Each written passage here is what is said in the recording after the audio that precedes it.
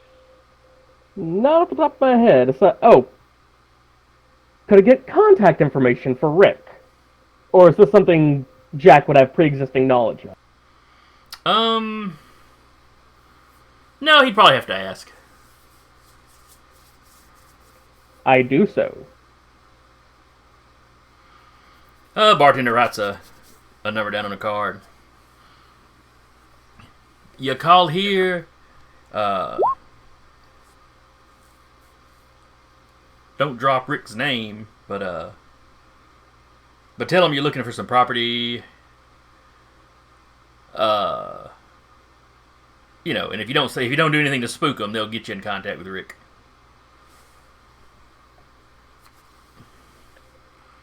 Thank you. You've been a huge help.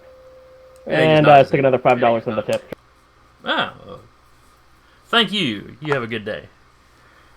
He fishes the money out before y'all are even out the door yet and pockets it. Like he didn't trust the clientele to leave it alone. I wouldn't either.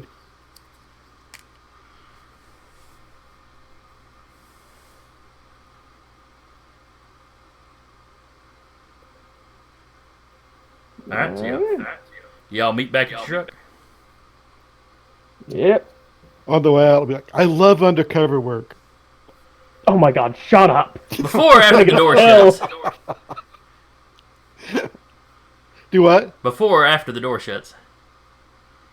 Oh. I'm going to say before because I rolled a 1, and that was to see if I do something stupid.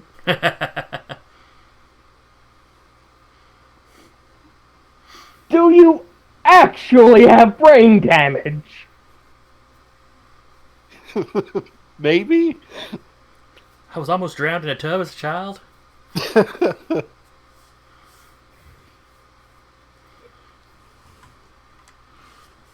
Get in the car, get in the car, get in the car. Everyone in the car.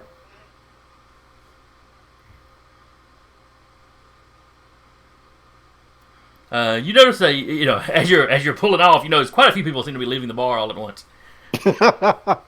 God damn it.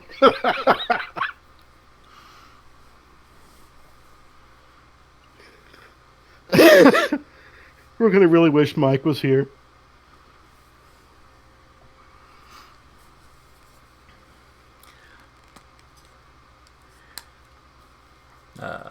All right, so you're driving around Queens. Where are y'all going? What you doing? I guess I'm gonna give Rick a call. Or his contact a call.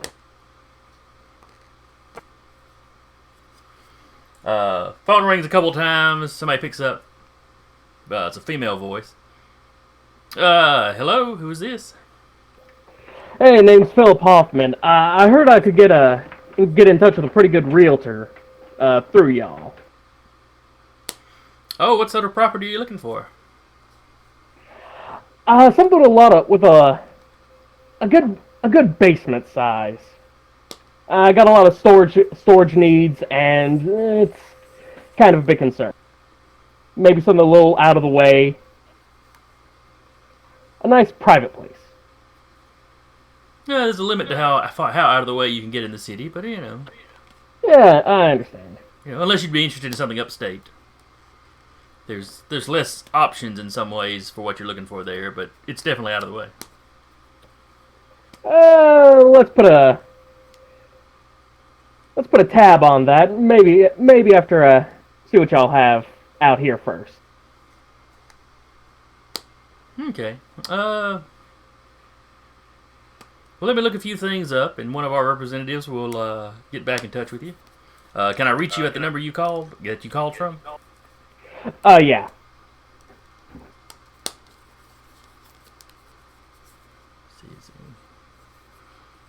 Would you like to leave some sort of name? Hoffman. Hoffman. Oh, that's right. You'd already given her a name, so. Yeah. All right. Well, I'll pass this up the chain, and I'm sure they'll get in touch with you. I appreciate it. Thank you. Have a fantastic day. And she hangs up.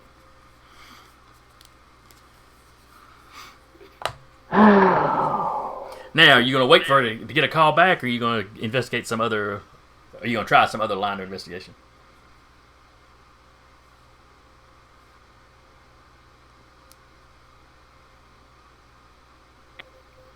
I don't know. What do y'all think? I honestly feel like I could probably just top on top of the tallest building at this point and look for the gal and find her faster than what we're doing. If you want to try that, go right ahead. There's the guy you're looking for. But... What? I could swear the person that flew off was. Oh, Person flew you off mean with a you mean the guy? criminal? Yeah. I was talking about the guy you're trying to rescue. But okay, I see where yours makes sense too. Yeah. Okay.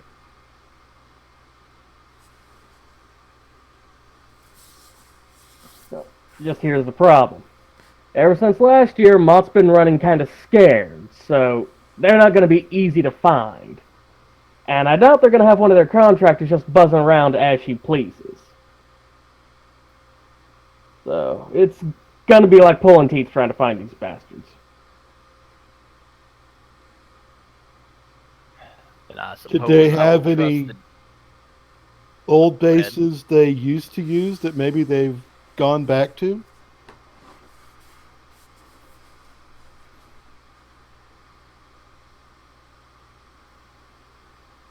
Let's don't. call up Davis. He knows.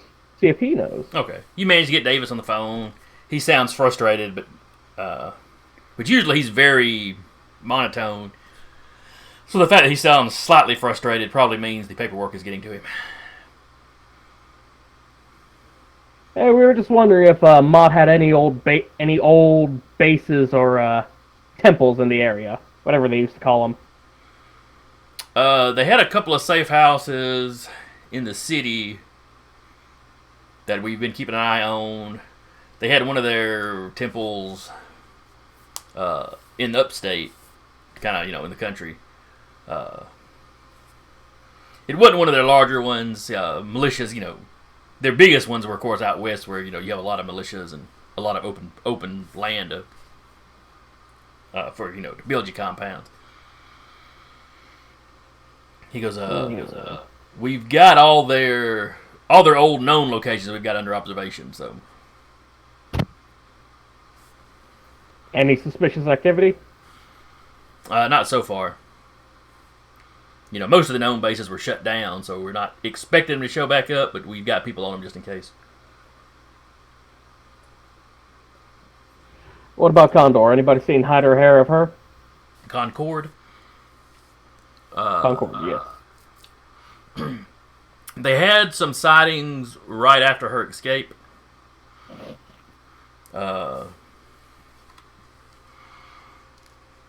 She was spotted in East Harlem. They're pretty sure that's where she landed with the target.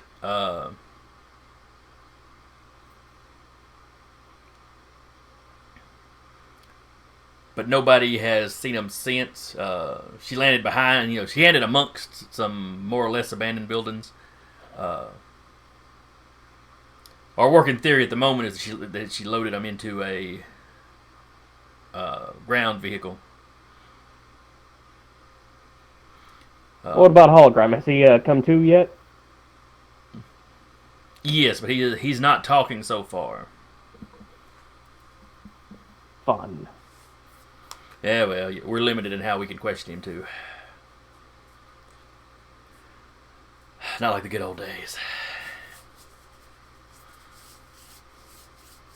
That is an upsetting statement to come out of your mouth.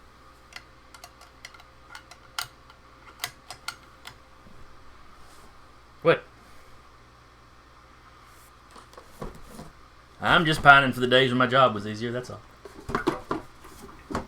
Uh-huh. I'm sure you missed the good old days too.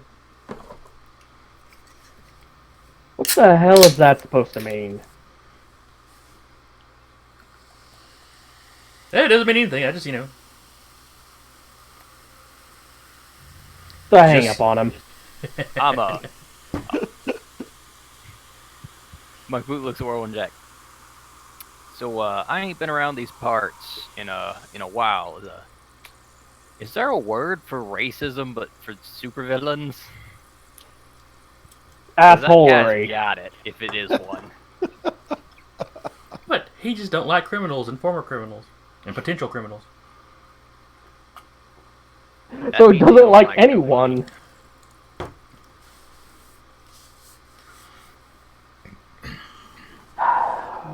Well, apparently Concord came down somewhere around East Harlem, and that's about where they lost track of her.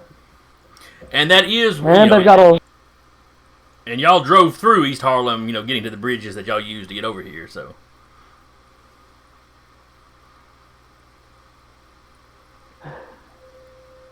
how about we poke around there, see if we can't turn up any answers that they weren't willing to talk to Suits about. okay, so y'all head back to East Harlem while y'all are,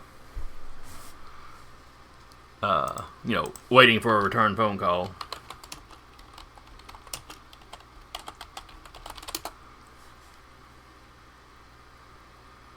Let's see.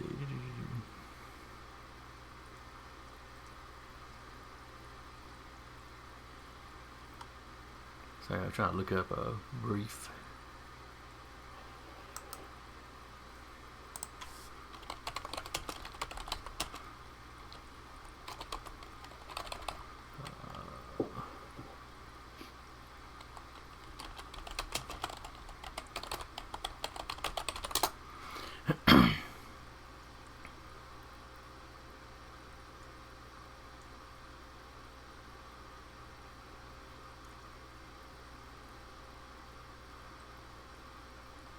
All right, so you get to the neighborhood where she was supposed to come down.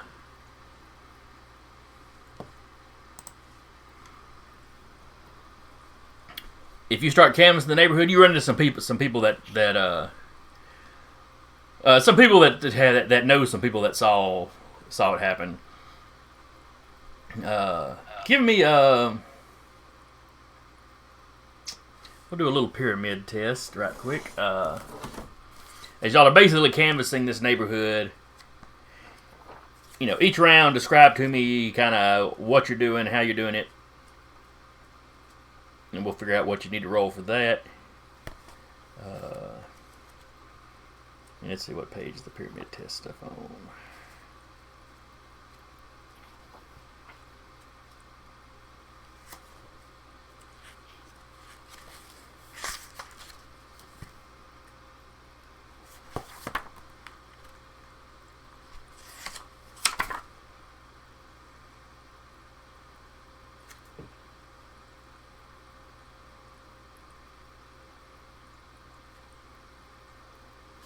Hey, kitty cat. Welcome back. Tests, page 18. There we go. Pyramid tests, 25.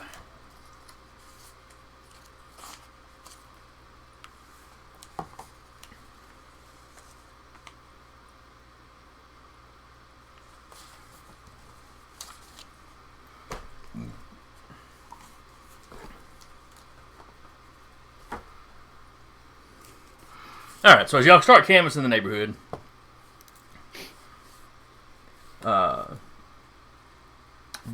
do you split up to do this? Since you're going to be in the same neighborhood, you're not getting too far away. Are y'all going to spread out to cover more ground? Spreading out might not be too bad of an idea. All right. All right then. How is Landshark trying to gather information in this area? First question I have, specifically, what are we looking for? We don't know, do we? Not really. Okay. You are. The entire purpose of this is to find Mr. Jordan. Right. And Concord and him were spotted landing somewhere in this area. We just know that they landed and they There were some sightings. off in the car. Okay. So he's going to try, probably too hard, to blend in Harlem. And he doesn't really know what to do other than just look for something unusual. Okay. Well, blending in's not easy for Landshark. Probably He's an not. unusually large guy. Now, East Harlem, like 36% of the population is white, so there's plenty of white folks around. As far as that part goes. Now, the whole faux punk look he's kind of got going on, I'm not sure how that fits in. But It's New York. People scream on the subway and you just ignore them. there's a fair point there. As long as you don't spend too much time looking up at the buildings and wearing an I Heart NYC shirt, you won't get bothered. But if you're announcing that you're a tourist, You're No, asking for problems. he'll probably try and look cool. But he's not. is the first step to not looking cool. Yeah. All right, what is Muckboot doing?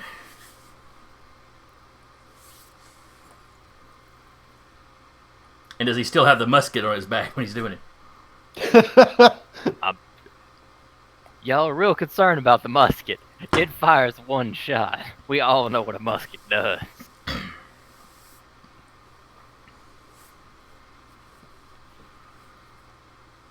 And yes, I do indeed.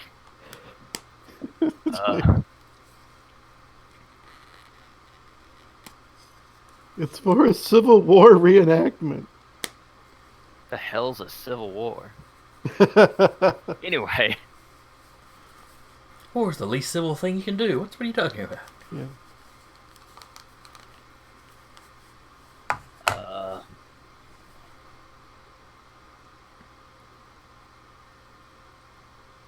I really don't know what I should be looking for. Oh, thank God I'm not the only one.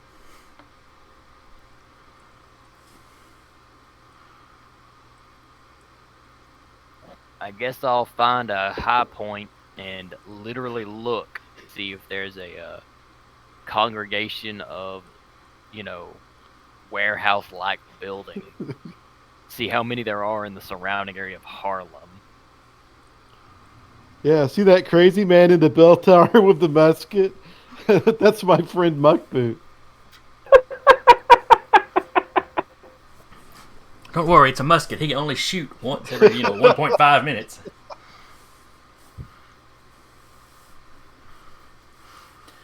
All right, what is Whirlwind Jack doing?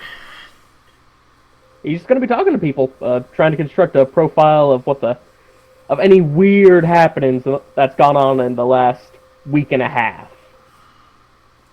Just like any weird, unusual people showing up, trying not to draw too much attention to themselves, but still doing it because they're obviously trying not to get caught. Stuff like that. And maybe they sign anything, and try to talk to a few of the people who did see Concord. See if they know anything else they weren't willing to share. Okay. All right, we will start off then with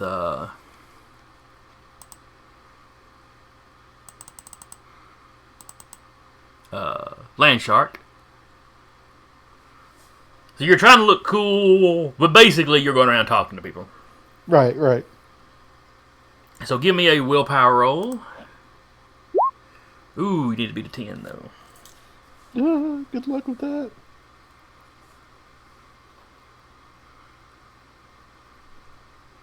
Actually, my willpower is 3, so it's literally impossible Yep. to beat a 10. Do you have any qualities you could tap for that? You'd still have to roll max, but... Yeah, it wouldn't matter anyway. I only got a 3, so. All right. Muckboot. You need to give me an awareness. And just so you know, every time he introduces himself, it's like, hey, I'm Bruce. I'm a shark. Muckboot is very aware of the situation. I'm here literally just to give the options of where she could have landed and Hand it to the Whirlwind Man.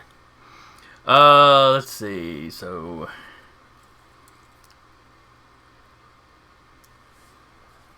okay. So that's a massive.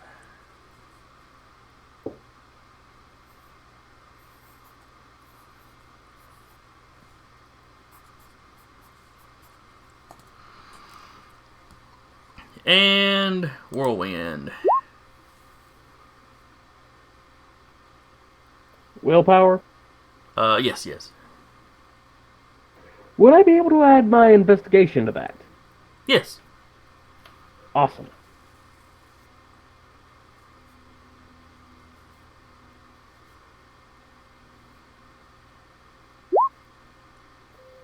Oh, Just shy. Oh man. These people are not wanting to talk. literally rolled a 1. Ugh. Well, in the case of Whirlwind, it's not that they're not talking. It's just you have not run across anybody that's seen anything yet. A few people that, oh yeah, I think I heard that somebody saw this or that, but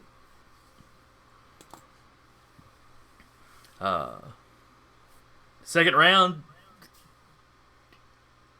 first round you spent about an hour doing this. Going into the second hour, still haven't heard back from your contact yet, or potential contact yet. As you continue canvassing the area, Landshark, what are you doing? Is Brody still just walking around trying to talk to people?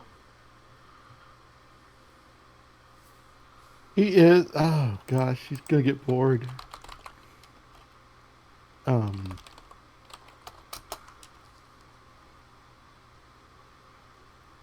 Is there anything interesting going on, or that he sees?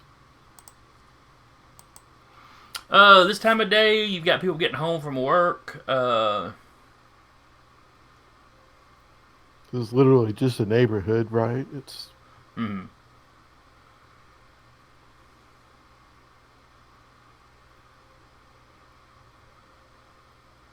No, I'll keep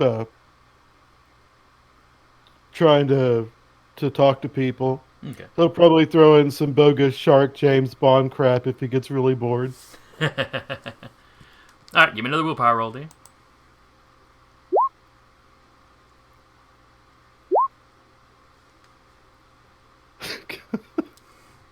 Oh, the dice are not with you.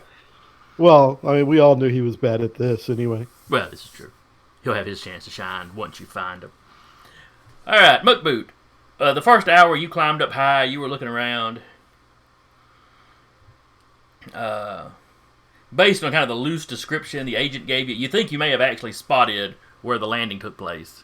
Because there's not a lot of empty buildings around here. This is actually a pretty decent neighborhood. But there are a few that seem to be a lot less busy. And there's some empty space kind of back between them. It's got easy access to a road, so if they were loading him in a vehicle like the agent said, that'd be a good spot. You could park it out of sight, and it could just pull out into the road and go wherever.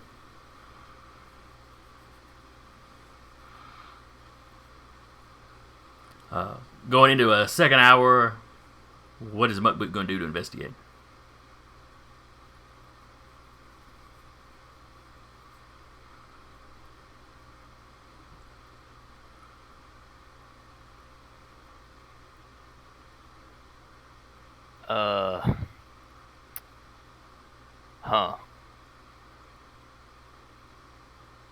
I don't know. After seeing how many warehouse districts there are, it's really all Muckboot's got in the tank.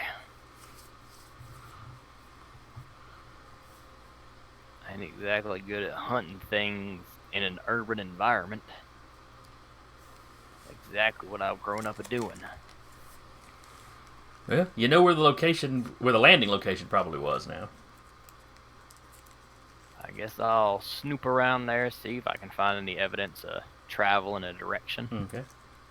Give me a awareness.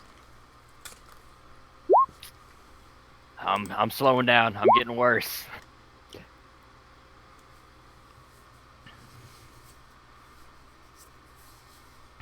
And I proceed to be the only one to pass this pyramid test.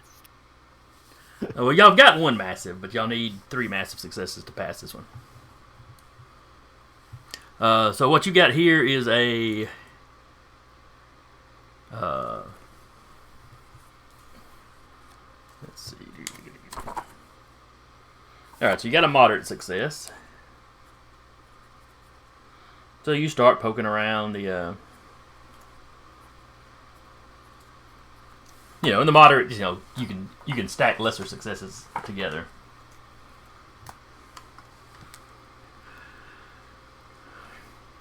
So you start poking around. You think you see the land. You think you see where she landed. You see some tire tracks. You're poking around there. Zach, what is Whirlwind doing? Pretty much the same thing he did the last hour. Okay. Give me a roll. Ooh. The dice have got to quit liking me so much. And that's a tie. Okay. Is that with your... yeah, that's with your snooping. Okay. Yeah, with the investigation. I don't think marginals do anything in a pyramid. Let's see here.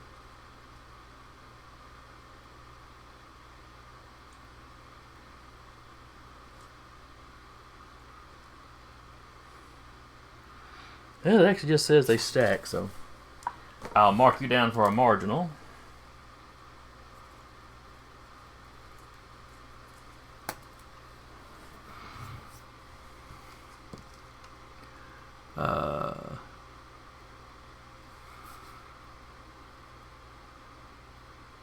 So next up, Landshark, you're actually getting more people talking to you now. And It's like they've heard you're out here saying you're a shark, and people are actually coming out to investigate. You got people asking you, you mean like in West Side Story? no, is it like, I'm hunting evil. I'm trying to help you clean up your neighborhood, and there's been, some bad elements here, and and we're trying to track them down.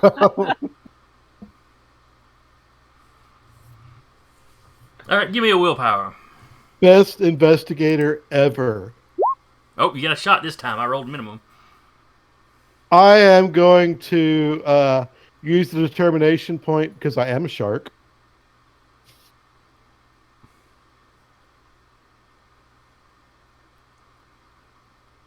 Well, that's what's inspiring people to come talk to you, and it's giving you confidence. Woohoo!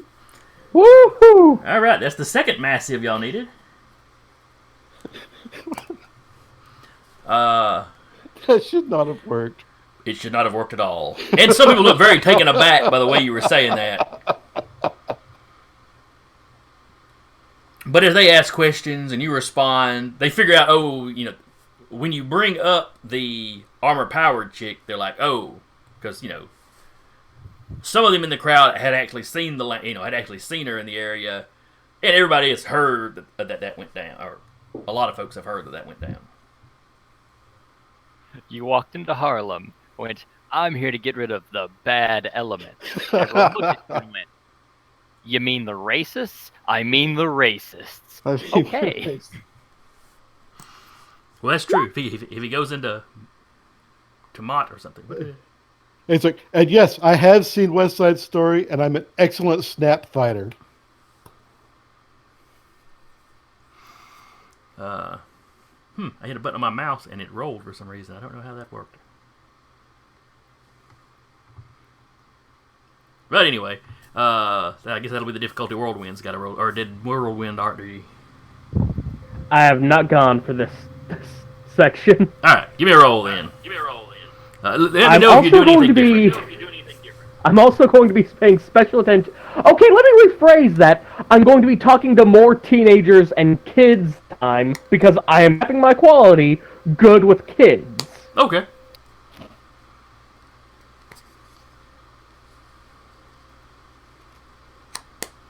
Yes! So 9 to 10 to 11 to 12 to 13. So that is a major success. I'll take it.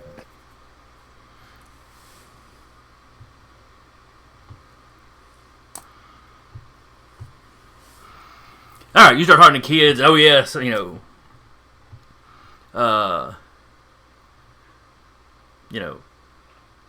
yeah, some of them saw him. Somebody saw a white panel van. Of course, it was a white van. Pulling out of one of the alleys back here. That it's kind of an empty area back there. That it's surrounded by a couple of buildings. One of the buildings is under renovation. One of them just doesn't have very many tenants at the moment. For this, that, or the other reason, these are relatively empty buildings. That you've got this, open alleyway kind of back behind it. They're not allowed to play there though, because sometimes homeless people sleep there, so their parents kind of keep them out of it. All right, next round.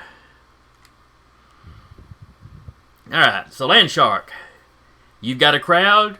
They're talking about the supervillain chick. Wait, hold up, time out. I see Whirlwind Jack, then Whirlwind Jack win again. But I don't see where I went in that. Between them transactions. Oh, I appear to have skipped you. I do apologize. You're in the you're in the landing zone, so to speak. What sort of investigating do you want to do? Let's see, last time I checked for signs of any kind of takeoffs in different directions. So, I guess I'll be checking what buildings have been recently used. If any of them have old dusty locks, or if any look like they're been refurbished, got brand new stuff on them, despite everything else around being old. Okay, give me an awareness. Oof. I ain't the best in town, apparently. All right, But 2 good enough is to a, succeed. that is a moderate. I'm in this pyramid. All right, so that makes another moderate. So that's 2 moderates. And I believe it's 2 stacked together. Let me double check here.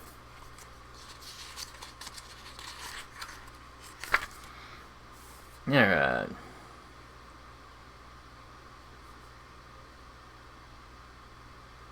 All right, so that's a moderate. Y'all already had 1 moderate. So those bump up to a major. Y'all already had a major. That makes 2 majors, which bumps up to the other massive that you need. All right. Woo! All right. So you start poking around. As you're examining one of the doors, you see a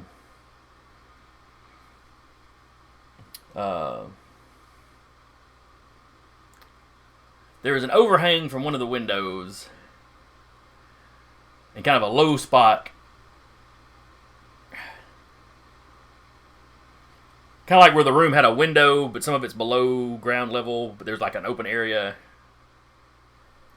I can picture it, but I can't remember what the things are called. But you see where somebody has put a pallet down there, like maybe an old sleeping bag, or somebody has been sleeping in this area. Huh. He's not there right at that moment, but as you're talking, as all this investigating is going on,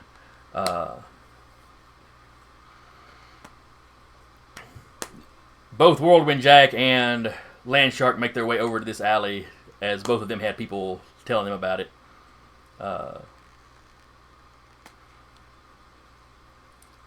As you're poking around,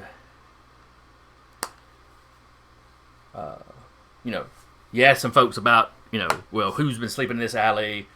They kind of describe this guy to you. And with a little bit of wandering around, you manage to find the the homeless fellow in question. When you ask him about it, he was there when the landing took place. He kind of peeked over the edge of where he stays. He said, yeah, it was, he describes the woman in armor and the guy, and they loaded him up in a van.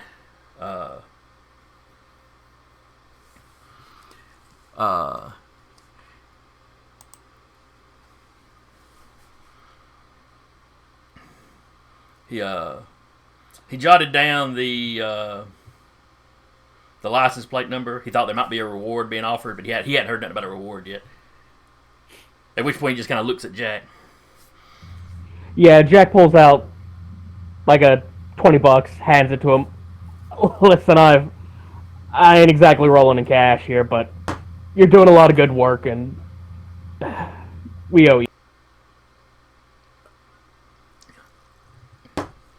Yeah, all right. He hands over the license plate, the number that he'd gotten. He describes the people that were driving the van. They were dressed up like they were plumbers or electricians or something. But they never did any work. They just sat in the van. He was a little nervous. He was still here because he was a little nervous to leave because it was something he just thought felt weird about him. One of the buildings around here is being renovated, so the van wouldn't have drawn any attention except the guys just sat in it and didn't, never got out and did anything.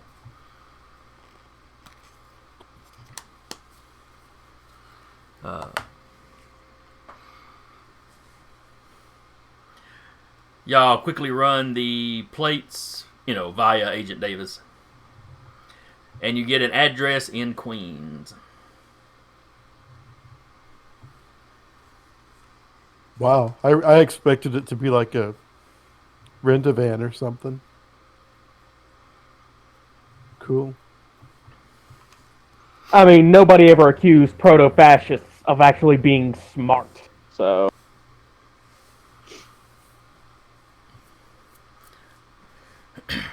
Alright. Where is this address in Queens, exactly?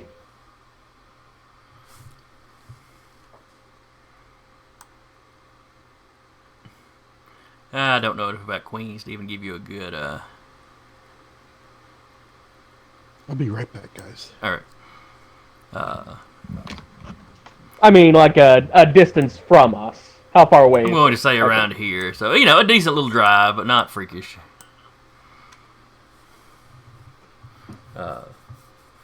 It belongs to a company that does plumbing and electrical work. A lot of home renovation kind of stuff. So they're either tied with M.A.A.T or M.A.A.T stole one of their vehicles recently. Could be either one. Y'all going to head that direction? Seems to be our best lead, unless our contact's gotten back with us. You haven't heard anything from him yet. Awesome.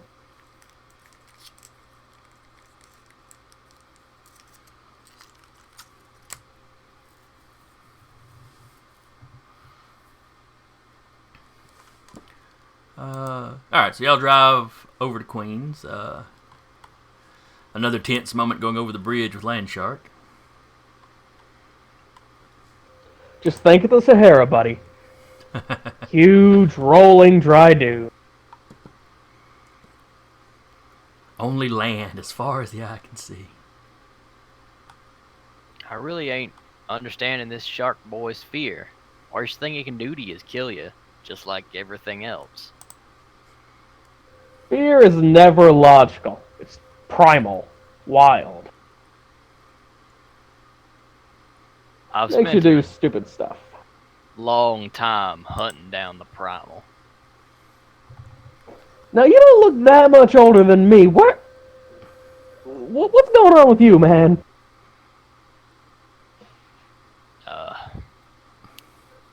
You said something about not knowing what a civil war was. And that's kind of weird context coming from a guy who's carrying around a musket and a flintlock.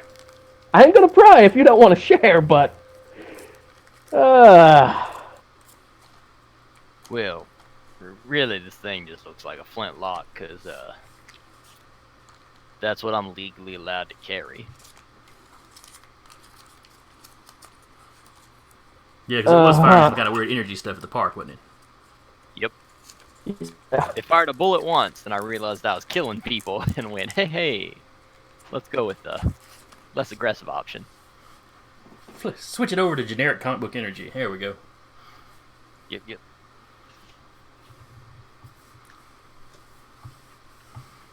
Kirby dots ain't never killed nobody.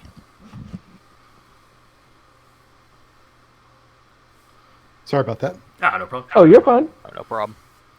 You've once again driven across the East River. Just think, huge rolling sand dunes. Huge rolling sand dunes. You know. He'll there's a little- text Jay. And there's a little conversation of Jack trying to figure out why Muckboot, you know, it keeps talking about being old, but he's carrying a musket around.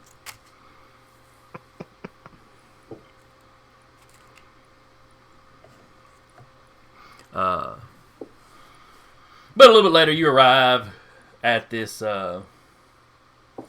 handyman service or whatever. Contractor. You see several white panel vans parked in their lot.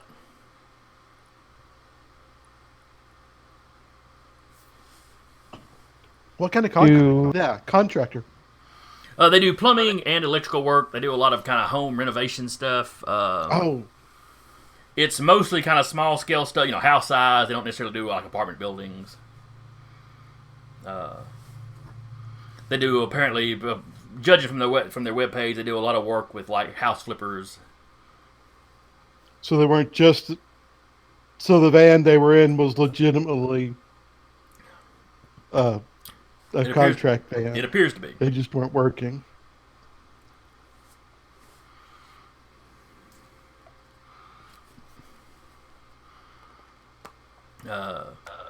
So you pull up in the parking lot. Do we see the van with the matching license plate? License plate number.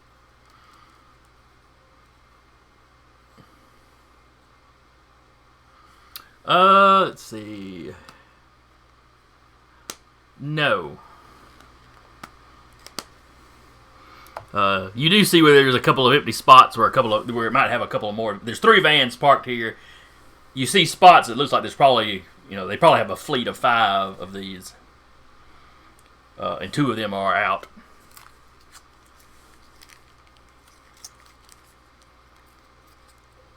So it's either stashed somewhere or it's out on a job.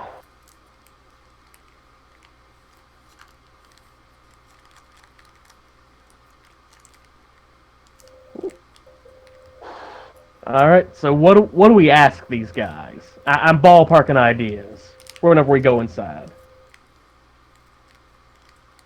Because I don't want to just run in there and say, hey, you got a job? Hey, you got any leads on how we can get a job with some human supremacists? Because we really, really hate mutants.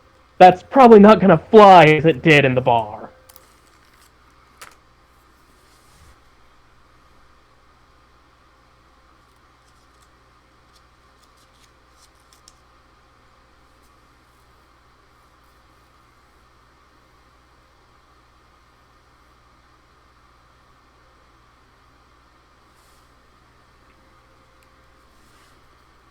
There's always the old Scooby and Shaggy trick where we dress as chefs.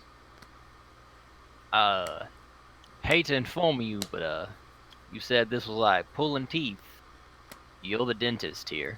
You know, it was a lot easier when I was knocking over banks. Damn it. And I'll just walk in there and knock him over then. I mean, that's an option, but I don't want to just beat up a random guy if he's actually, you know, not connected to this.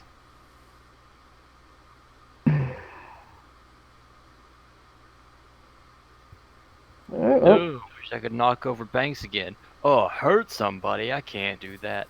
You're that real is hypocrite not what I sometimes, aren't you? said. You are putting words in my mouth. You are misrepresenting my statement. I am a reformed, honest man and a good tax-paying citizen of this country. When was the last time Muckboot paid taxes? When's the last time I fought a war for this country? Technically. Wait, I'm not even as... You know what? Let's not talk about this conversation right now. Really, I'm surprised I ain't caught up in the same mess that Snapdragon was.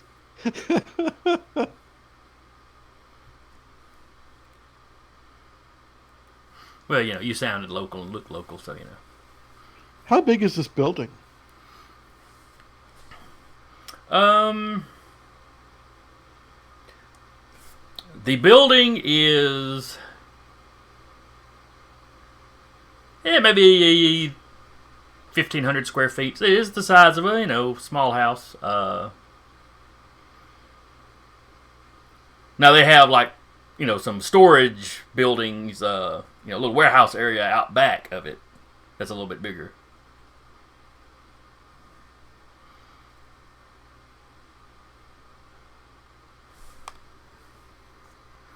It's got the big roll up doors, and they're up at the moment because in addition to that, they've got some covered areas that aren't walled in, but are covered to keep the rain out. Obviously, they're not being used to hold what's his name, because they're open and we would see him if he was there. But he could be in a basement. Under that house.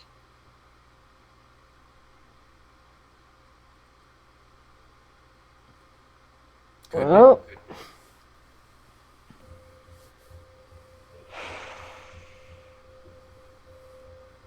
I guess Jack's gonna go inside and just ask a few questions. Landshark, how quiet is your tunneling abilities? Yeah, I was going to say, because I was about to say, you could just read his thoughts on his head that he's thinking, I could tunnel underneath the house and sneak in. I guess that would be up to Jason. I would Might say be that the quiet, power might isn't not.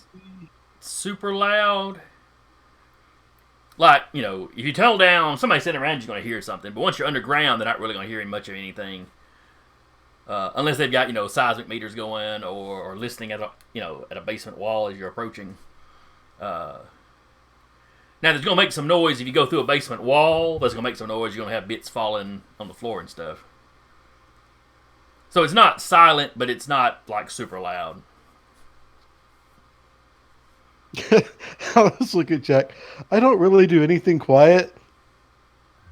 Okay, can you for once try to do something quiet? I can try. Alright. So here's how we're gonna do this. I'm gonna go inside, start asking a few questions.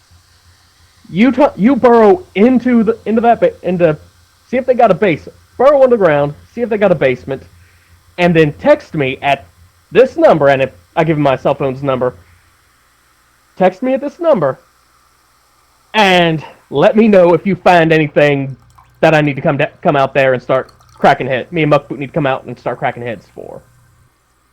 Got it. So Jack exits the truck. Yes. Muckboot looks at Landshark for a second.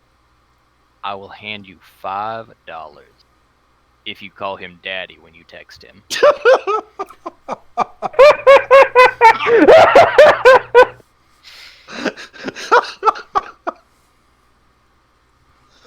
Oh my god.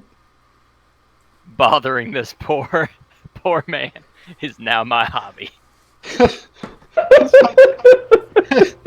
Landshark, he'll think it's like, I've got a boyfriend. What if he gets the wrong idea?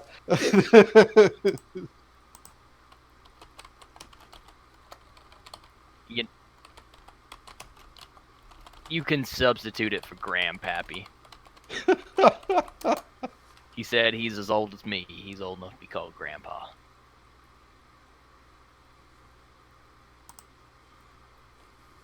Plus, he didn't even include me in the plan. I'm just sitting here with a gun in a car now. That was rather rude of me. I'm sorry. Shut up, you don't exist in this conversation.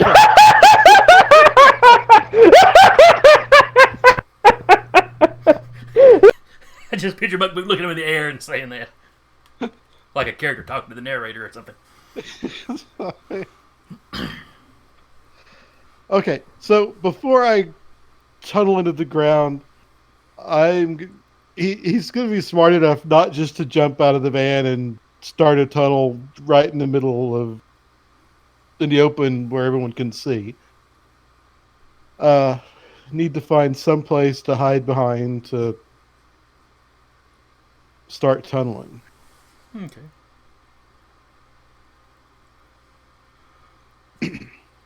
There's some other buildings in the area. You could jog back behind one of them.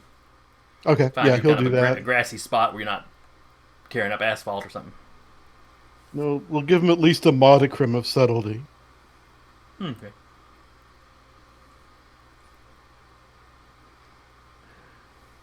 Did he accept the $5 from Muckboot? Yeah, he'll take the $5. So Muckboot hands him one of these, one of them bills with that Abraham Lincoln fella on it, whoever that is.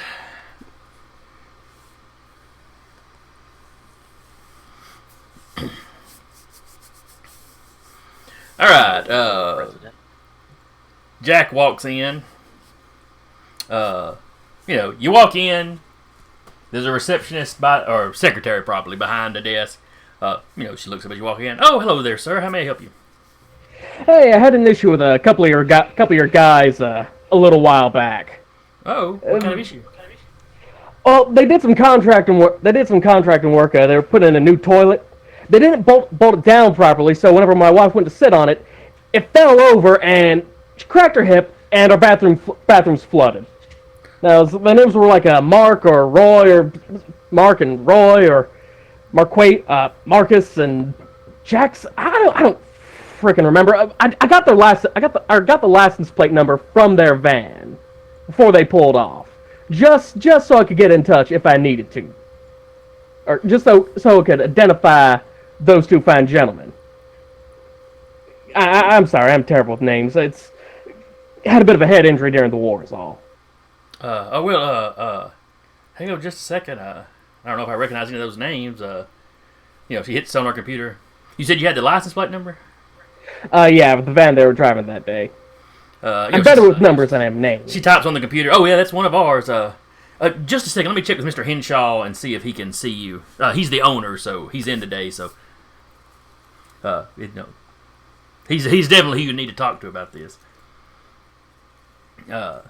She gets on the phone. You hear her explain it explain the situation on the phone. Mr. Henshaw will see you now. Please, she directs you to which, she basically down that hallway, the door on the left. Thank you very much. You have a fantastic day. I'm sorry about the trouble. I know it ain't your fault. You ain't one of the folks on call. Oh, it's quite all right. I'm sure Mr. Henshaw will make good on it. But she looks a little concerned as you walk away because when you start talking about cracking hips and stuff, that's like big lawsuits. I go down the hallway.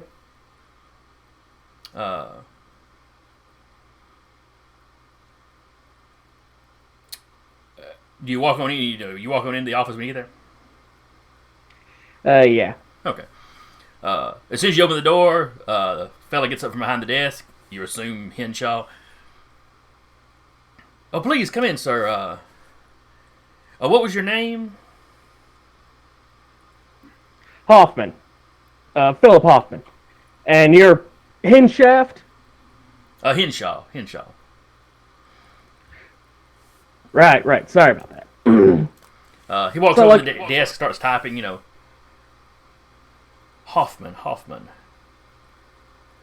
We don't seem to have done any work for a Hoffman. Well, Yeah, see, that's, Jack closed the door. That's part of the problem. Kind Y'all, of slow, ominous. Yeah, that's kind of part of the problem. I cracked my knuckles.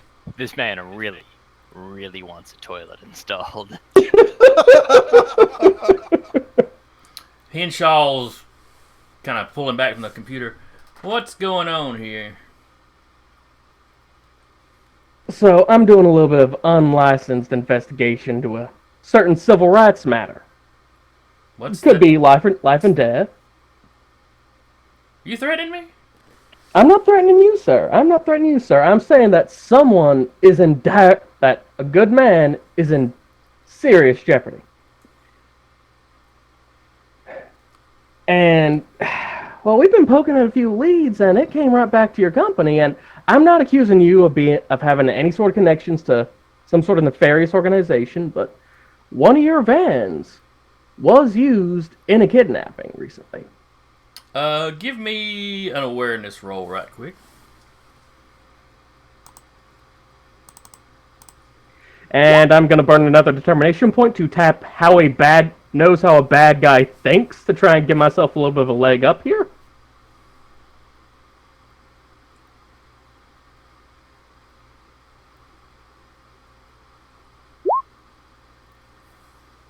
All right. That is an 8. So you beat him by 5. So that's a massive success. He doesn't look super surprised at what you're saying. But he looks concerned and a little guilty. And you notice one of his hands is easing over to a desk drawer. I don't advise doing that. Trust me, I am a lot faster than you are. So just roll away from your desk, and let's play nice. Yeah, he takes his hand away. I don't know what you're talking about. None of my guys would be involved in kidnapping. Well, then either your guys weren't involved, or they let somebody borrow their van for the kidnapping. So, which is it? Well, I've only got one van out right now. And one in the shop. That's bullshit. You got 2 out. Oh, well, you just said, okay. One out and one in the shop. And where's the shop at? Yeah, he rattles off some, he rattles off the name of the shop. He goes, they do all our van work for us. While this is going on, Landshark,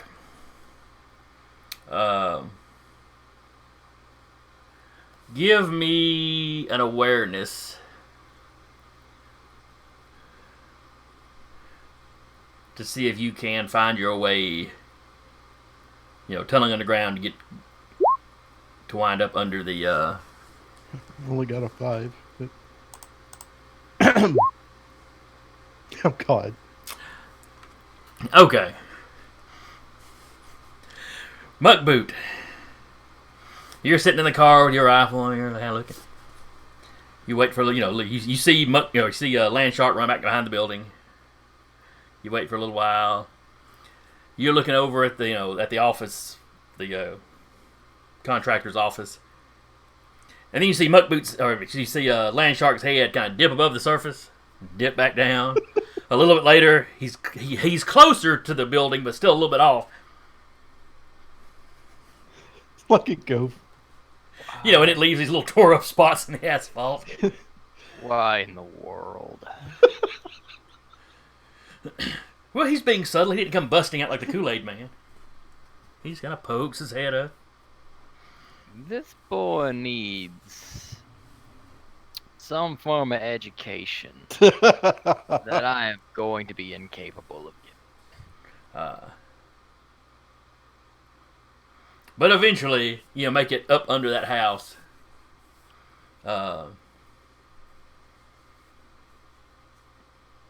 And it does have a basement. Surprise. As you step in, the lights are turned off. It's got one of those,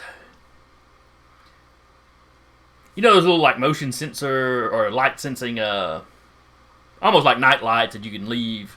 You can use it as a night light in a kid's room, or you leave it in like a hallway. When the lights are off, it comes on. Sure. It's not super bright, but you got one of them in this. Not a pitch black. Yeah, you got one of them in this room. Just bright enough that you can move around without bumping into anything. There's a desk with a computer. There's several, bunks, almost like you've seen in barracks in old military movies. In fact, some of them look old, like they might be military surplus. Well, if there's a computer, that probably means they're not hiding anybody under here. But I will look for a light switch so I can get a better look. Okay. You flip on the lights. There's 2 rows of 3 bunks. So you sleep 6 people down here. Not a whole lot of space other than that. Like I said, you got a desk against one wall with a computer on it. There's a TV. It's one of your old kind of fat TVs, but and like a kind of one of them little dorm room fridges over in the corner.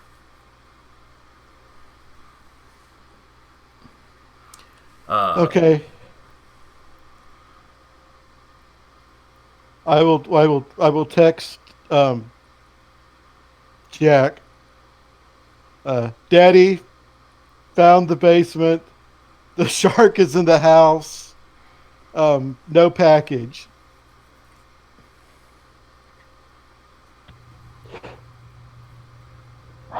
When I get the text message, I just gestured at Mr. Henshaw. Alright, first, I'm going to need you to go over to that corner, nice, far away from your desk, real quick, because I don't know what you got in your desk drawer. I don't particularly care. But if it's something that could put a chunk of lead in me, I really don't want you pulling it out. Okay? You're the one that barged into my office. If you don't like what I got in my desk drawer, you can leave. Alright, fine. I'm going to use my power to yank the desk closer to me.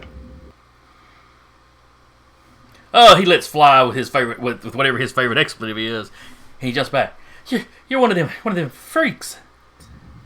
Oh, yeah. Well, think what guy was coming in here asking about a M.A.A.T-based kidnapping. I didn't name drop anything because I didn't want to send you into a tizzy, but I just got a text message from a good friend of mine, and why the shit is he calling me daddy?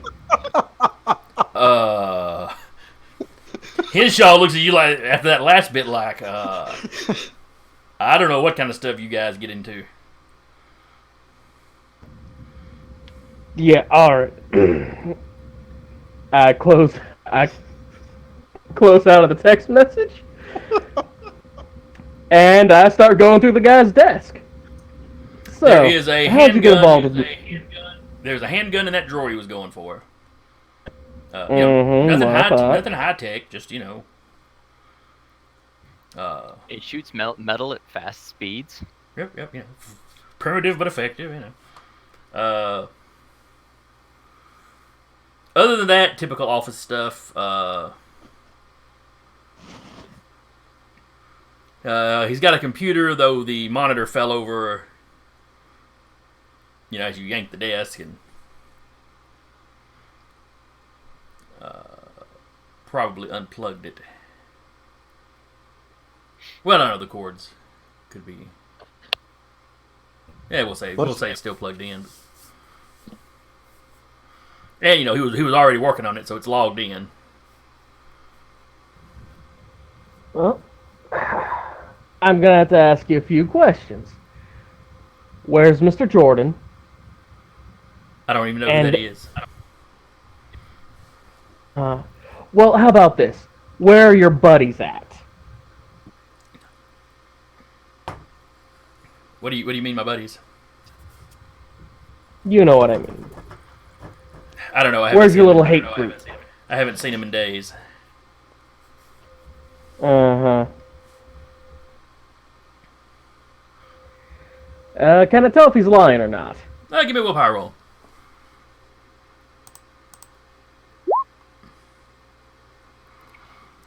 When he says he hasn't seen him in days, you think he may be telling the truth. I'll give you the benefit of the doubt here. And I think I'll just start going through your email. And I've set his computer back up, plugged the monitor back in. And you can say sitting right there. Don't yell. You don't even know half the stuff I can do if I get really mad. Okay, just don't hurt me. And Marcy out in the reception area, she doesn't know nothing about any of this. She's not involved in any of this. Oh, no, I wasn't going to hurt. I wasn't going to mess with Marcy. She seems like a nice young lady. A very nice young lady. Very helpful. Very concerned, and probably a lot better of an employee than you deserve. Hey, I'm a decent boss. Uh-huh.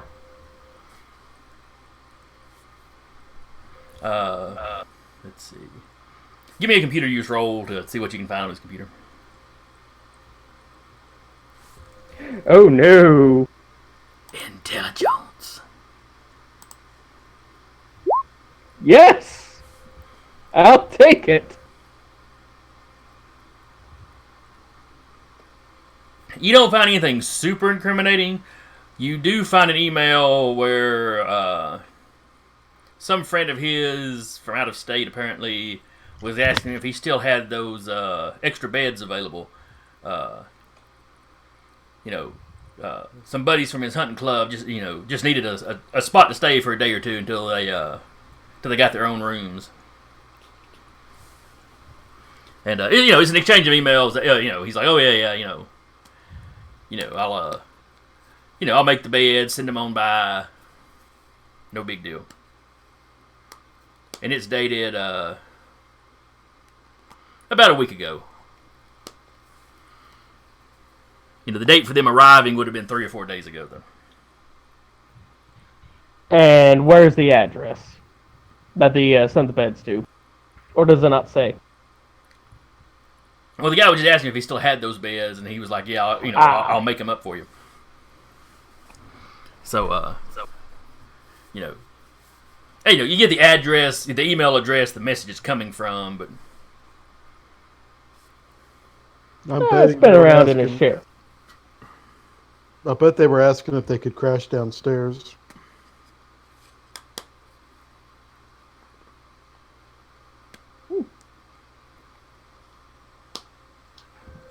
So where were these extra beds that your friends hunting buddies were sleeping in? If you don't mind me asking. I've got a couple of bunks set up in the other room over here, across the hall.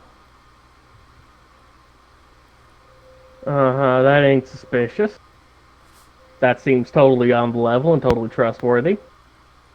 Well, yeah, I guess if I've got rooms in this, here that I haven't needed for office space yet. Yeah.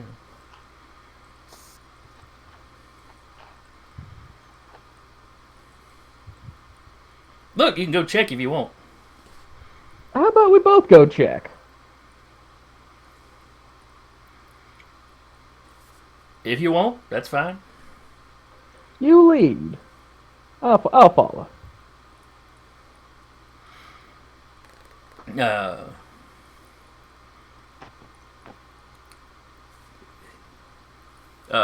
He eases on past you into the hallway.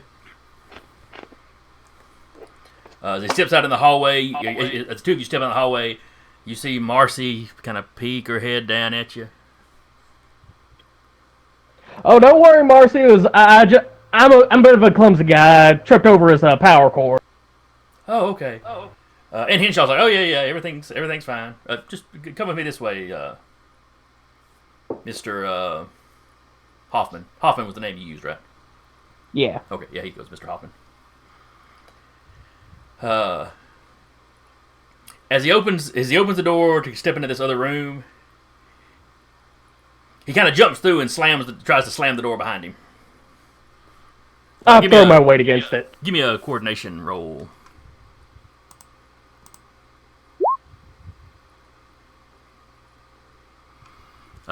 So yeah, the door doesn't shut. You manage to get in. He's running across this mostly empty room. There's some like file boxes, propped up against one wall, and a couple of filing cabinets. It does look like a room that he hasn't actually had any use for. They're just storing some miscellaneous stuff. And you see what's probably a busted printer over in one corner.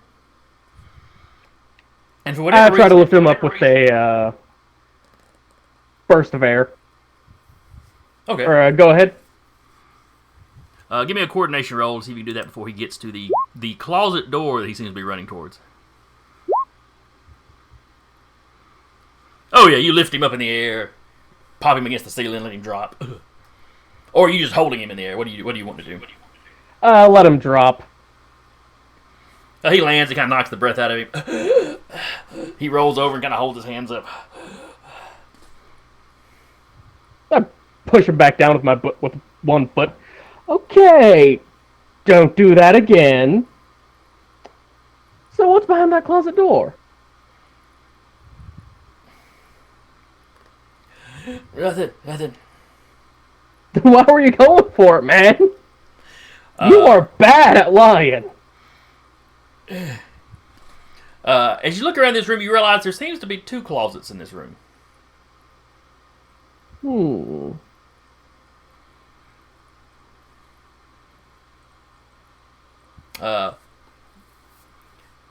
Cut the Landshark downstairs. First, Muckboot outside. You see one of the white panel vans pull up.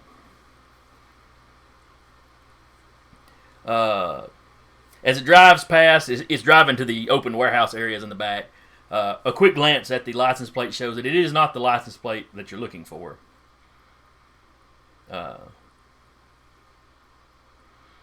But it pulls back up. 2 guys get out and they start, unloading and loading up new stuff out of the warehouse into the van.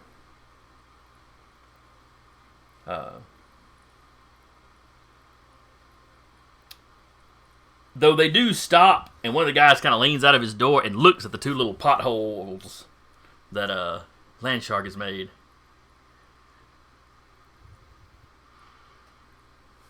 In fact, they take a minute and they both get out and they walk over and they're kind of kicking at it because when he stuck his head up, it bowed outwards as opposed to like a sink.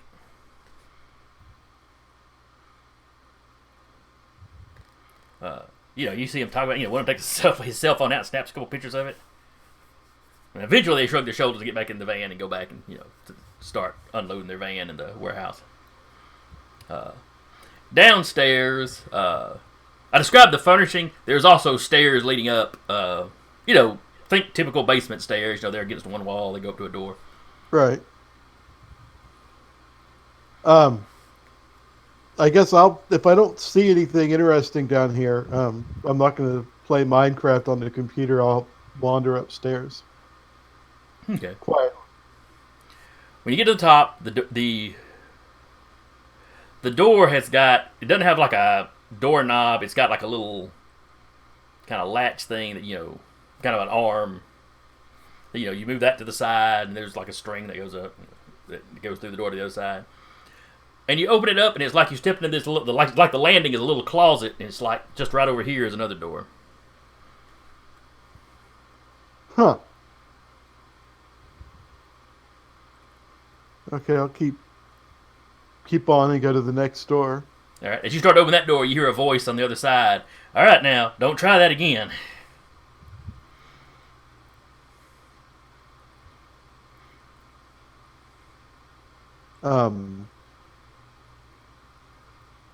Do I recognize the voice? It's a little muffled, but you think it's Whirlwind.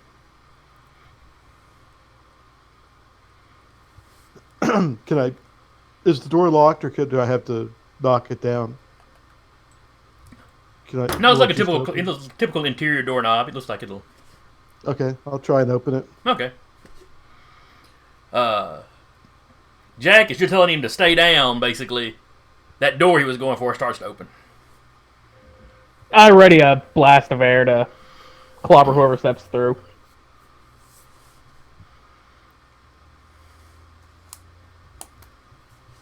And Landshark steps through. Oh, okay. I was afraid I was about to get into a fight. Alright, first things first, buddy. Under no circumstances do you call me daddy in any context ever again. I do not know what possessed you to do that. I do not know what you think our relationship is. But just So no. I'm guessing that Poppy is out of the question too. God, no. I mean, yes. I mean, just be quiet. Be quiet for a minute. Have you still got a foot on Henshaw? Yes. Yes, I do. All right, then he's not trying to crawl away.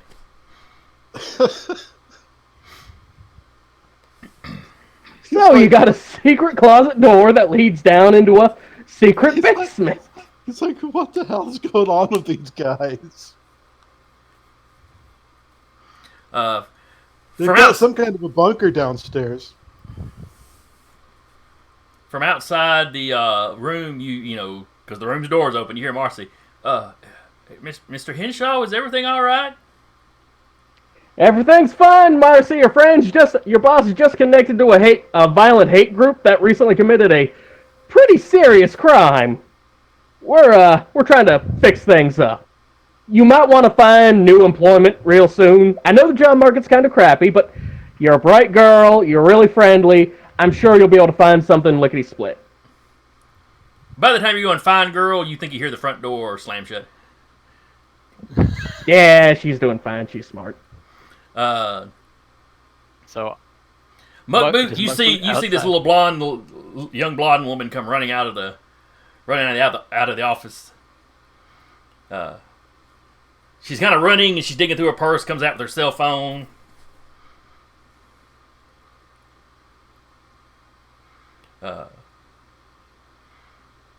You know, she's talking to somebody. She gets to the car. She digs out her keys. She gets in.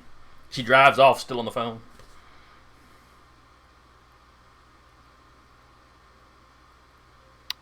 Huh.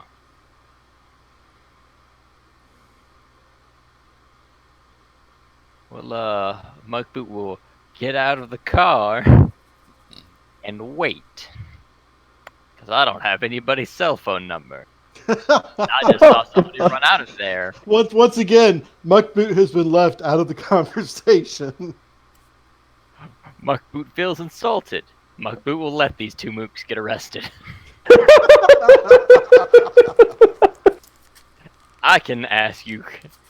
You can use your one phone. They can use their one phone call to call me. Oh wait, they didn't ask for my number. I'm gonna stand here and wait. Excludes one of the universe's greatest hunters. It's not the first time either one of us have been arrested, so you know. This is probably true. I'll let your government friend who hates you bail you out. Or disavow you, whatever he chooses to do.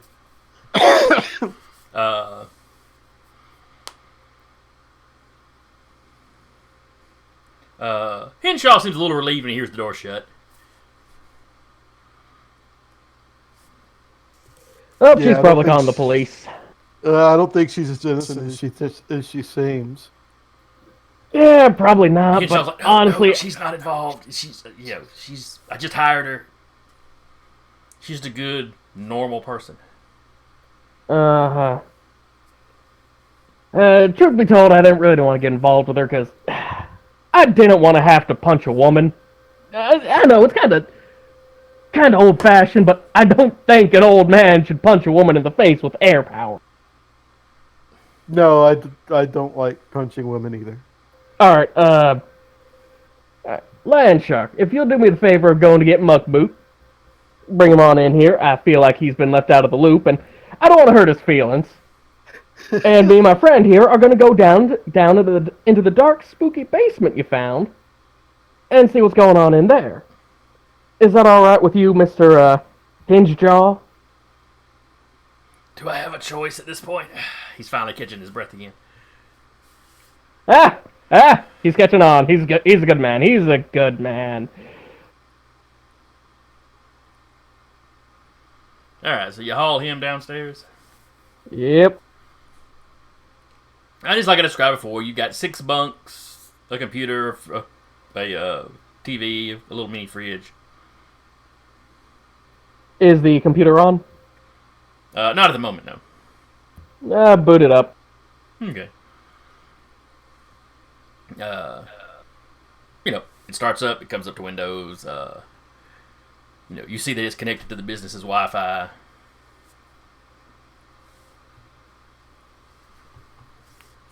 So I really gotta ask you, Mr. Henshaw, how did you think this was going to end well for you?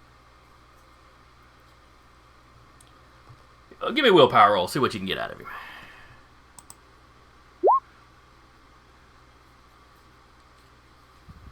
Okay. He's like,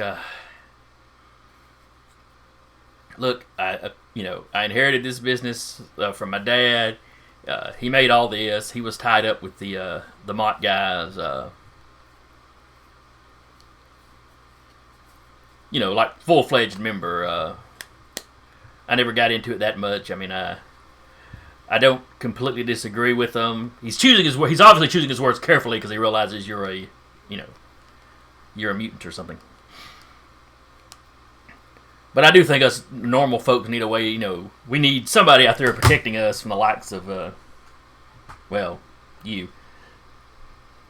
You got police, and you got superheroes. I frankly trust the superheroes a lot more than I do the police for some mysterious reason.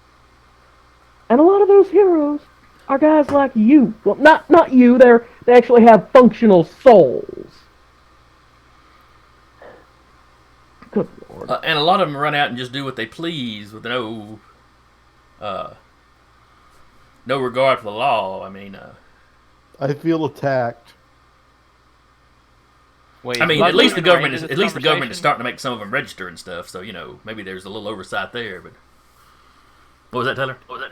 Is Muckboot in any range of this conversation? Not yet. You All see, Landshark has just stepped outside. You just see Landshark step outside and start walking over to the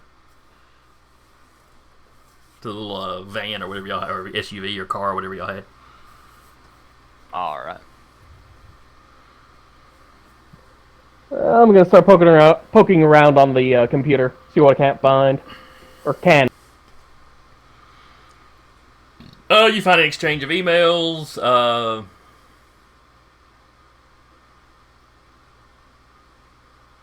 Talking about there's dates and times and the event. It all seems to match up with when the rally was.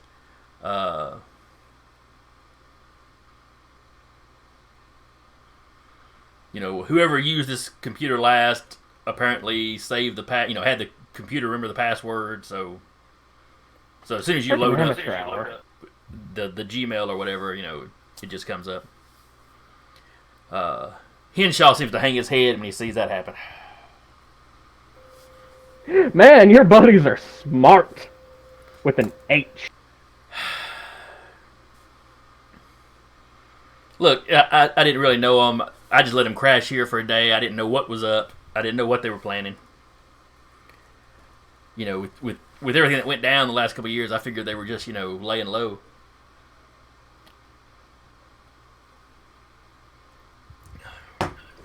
I'm sure you did. Alright. I'm gonna start tearing apart the place, see if I can't find any other clue of where they might be hiding out.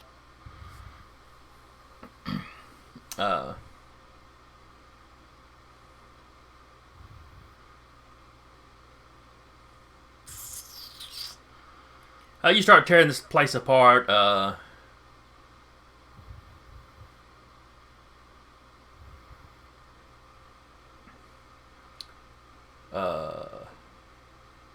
By this point, Muckboot has gotten to, you've gotten to the car, so, whatever you want to tell, Landshark has gotten to the car, so whatever you want to tell Muckboot. Yeah, I'll tell him he's got the boss down in the basement. What was with the fine young lady running out and making a call? Oh, that was the receptionist.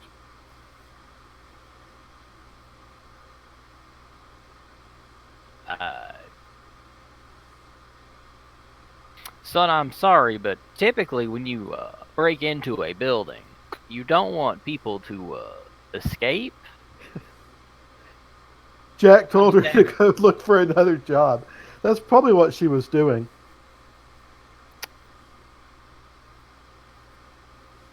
Boy, you are a spark of innocence in a world of darkness. And you will most likely be the death of me. But at least one of us will smile during it. Pat him on the shoulder and begin walking in. All right. So you get there as you hear Jack downstairs tearing up the place. He's flipping over mattresses, checking under the mattresses, looking for anything, anywhere they might have hidden something.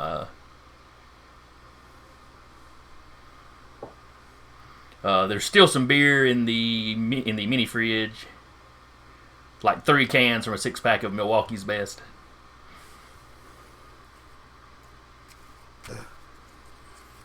Which I hear is not Milwaukee's Best by any means. But anyway.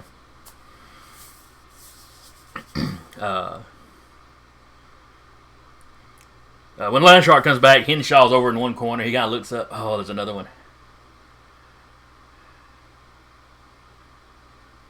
Afternoon, sir. Good afternoon. Is that a flintlock?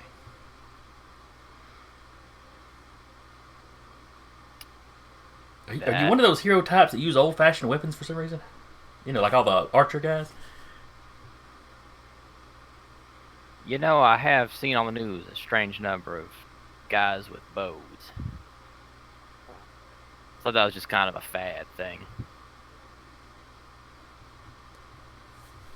Nah, I'm just a concerned citizen. I ain't got no...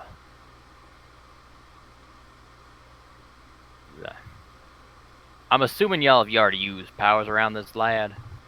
Yeah, just a few times. Yeah, I ain't got none of that fancy shit.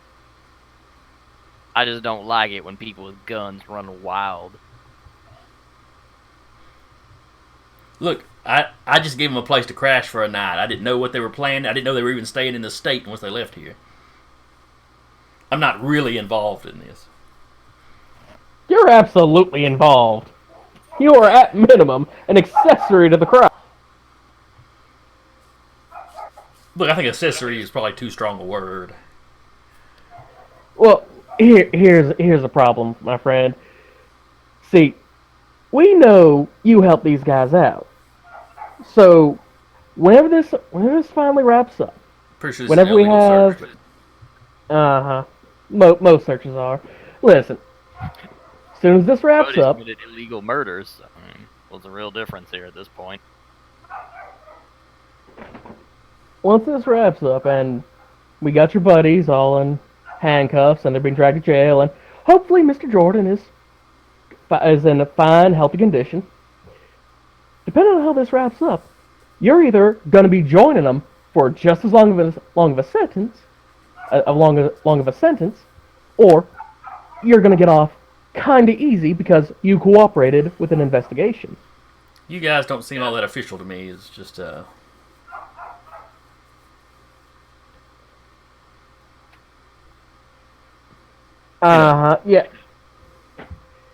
you seem Where is this?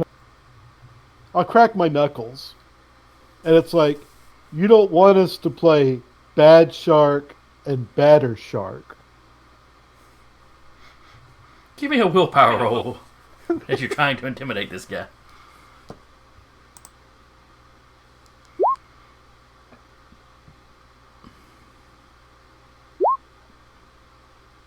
Oh, God. Nope. What he looks over at Muckboot because Muckboot's the normal guy in there. What is he talking about? He's got a whole what is the word? Persona about being a shark. Oh, you're that Landshark guy that causes earthquakes when he does stuff. Why do they let you walk free? Muckboot turns. Wait, you're actually famous for that? It's not that everybody knows Landshark's name, but he's on the internet. Anybody could potentially know about him. Well, and he might be a poster boy for M.A.A.T for people to hate, since he kind of does personify the reason they hate metahumans. He's actually one that is unintentionally but legitimately dangerous. So they could almost have a point. This dude could be walking around and have a bad day and wreck a city block.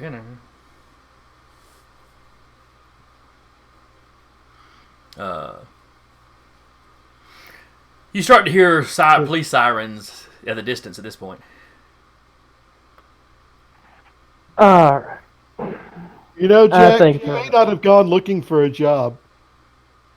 No, probably not, my friend. Probably not. Alright, buddy. Here's how this is going to play out. Those cops are going to show up, and as they're storming down into this basement, we're going to call a number on this cell phone. Person on the other end of that line is going to answer.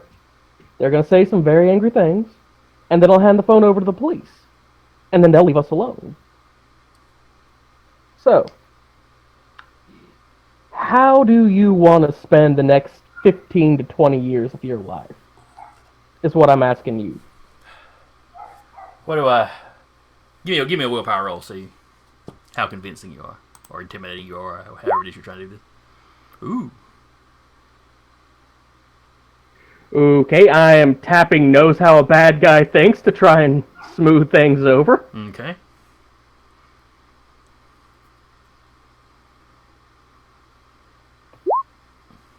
Damn.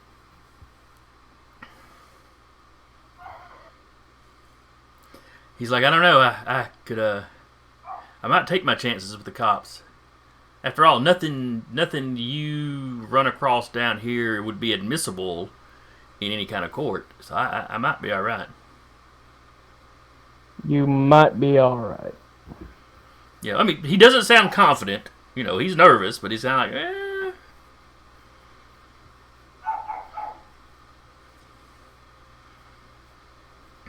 you guys don't look very official. You look kind of vigilante. And even if you got somebody in the government pulling your strings, there's still, what's admissible.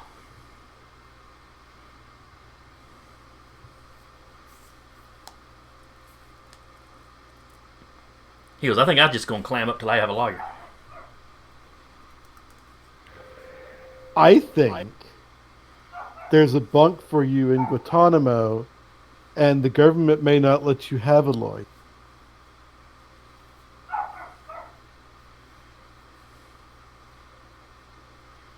I learned that from Agent Dick.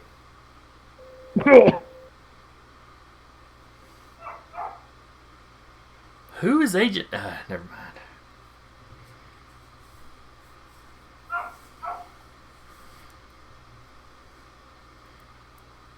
So he just sits there waiting on the police. Y'all have any other tactic y'all like to try on him?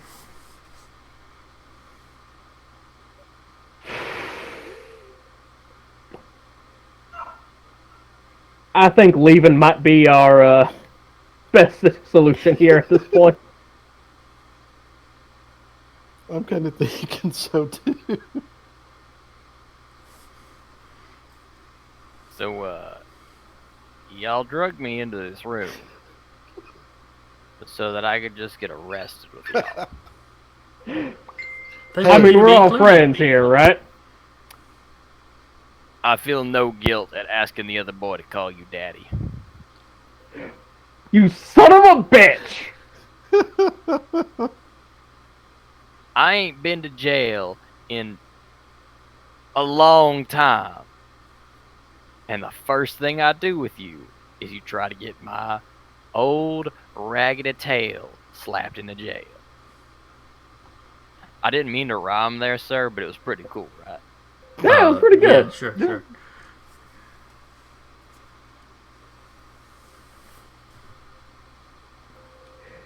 Anyway. Yeah, let's go. Yeah, we're done here. Our work here is done. So you leave the basement with a big hole in the wall. And I just imagine all the area he tunneled through slowly collapsing over the next couple of days. I might be able to tunnel us back to the van.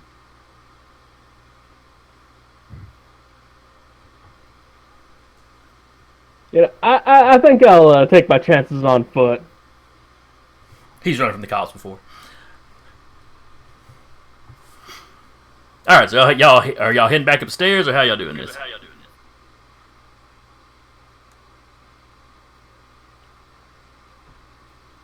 Yeah, Jack's gonna head upstairs.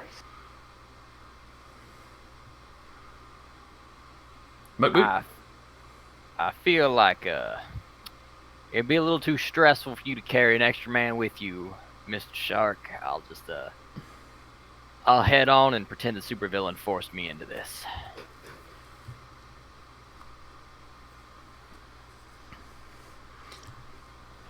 Is Landshark going upstairs, or is he exiting the way he entered? He's gonna go in the way he entered. You know, and he can get through there. He can follow the same tunnel, and ought to be able to do it pretty fast.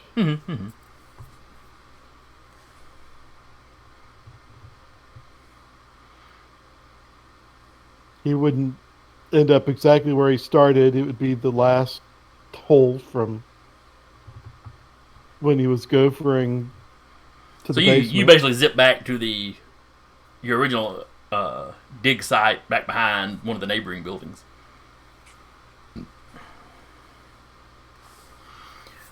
As the rest of you get to the, I assume you have Mr. Henshaw with you. You know, as you get up to the surface, to the ground floor, walking in the foyer area, you see police cars are beginning to pull in. A couple of police cars are pulling into the parking lot. Oh shit! I call up Davies or Davis. Agent Davis answers on about the second ring. Hey, Davis. Jack, what you got for me? Well, we found the guy who was aiding and abetting M.A.A.T for a little while before, and provided the vehicle that they used to drive off with Mr. Jordan. Oh, that's good progress. Yeah, though, we may have made a little bit too much of a ruckus, and his receptionist may have called the cops on us. How much time do you have before the cops get there? Wait, is that sirens I hear? Oh, jeez. Yeah. Anyway, he's got a lot of fun stuff in his emails, too. So, yeah, not sure how admissible it is, but it's there. Alright. I'm going to roll out. Give me an address. Yeah, give him the address. All right. I'm going to have some Spear agents rolling out there. Do not engage the police in any shape, form, or fashion. Why would I engage the police in any shape, form, or fashion? I'm just saying, don't let old habits take over. Fuck you. It's a little late on the old habits thing. He's already pushed down an old man. Henshaw's not that old. He's I'm probably a little younger than Jack even. A young man.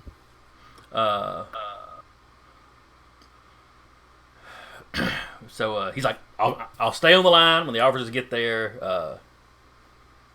You know, give them the phone.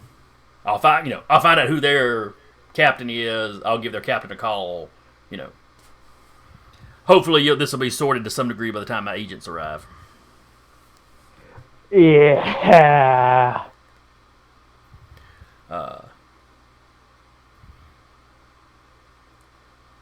So yeah, the police pour out of their cars.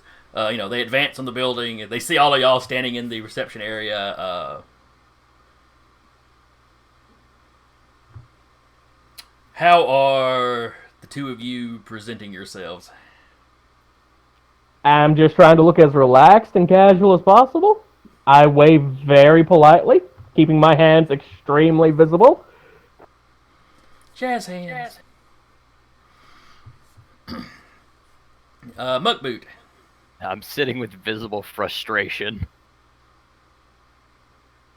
Hand on my forehead, just sitting there, nodding back and forth. I'm just picturing him peeking through the window. You got one guy sitting here doing this, while another guy is leaning up against the desk behind him with a musket strapped to his back. Oh, shit.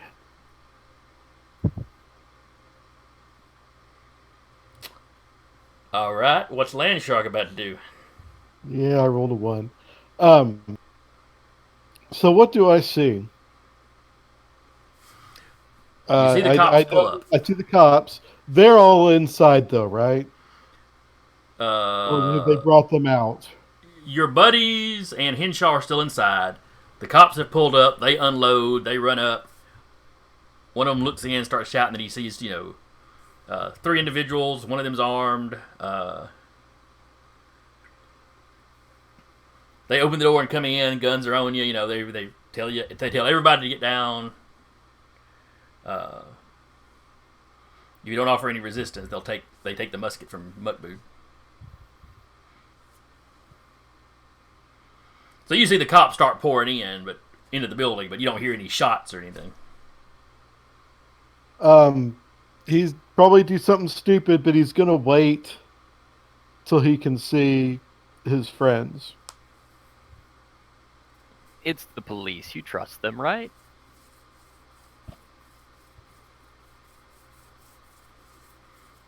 Well, I don't know. Landshark might trust it. Well, I don't know. They might be a little was bossy.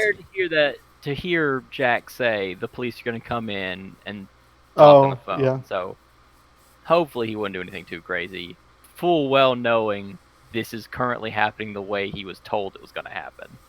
That's fair enough. But he's not smart enough to call Agent Davis.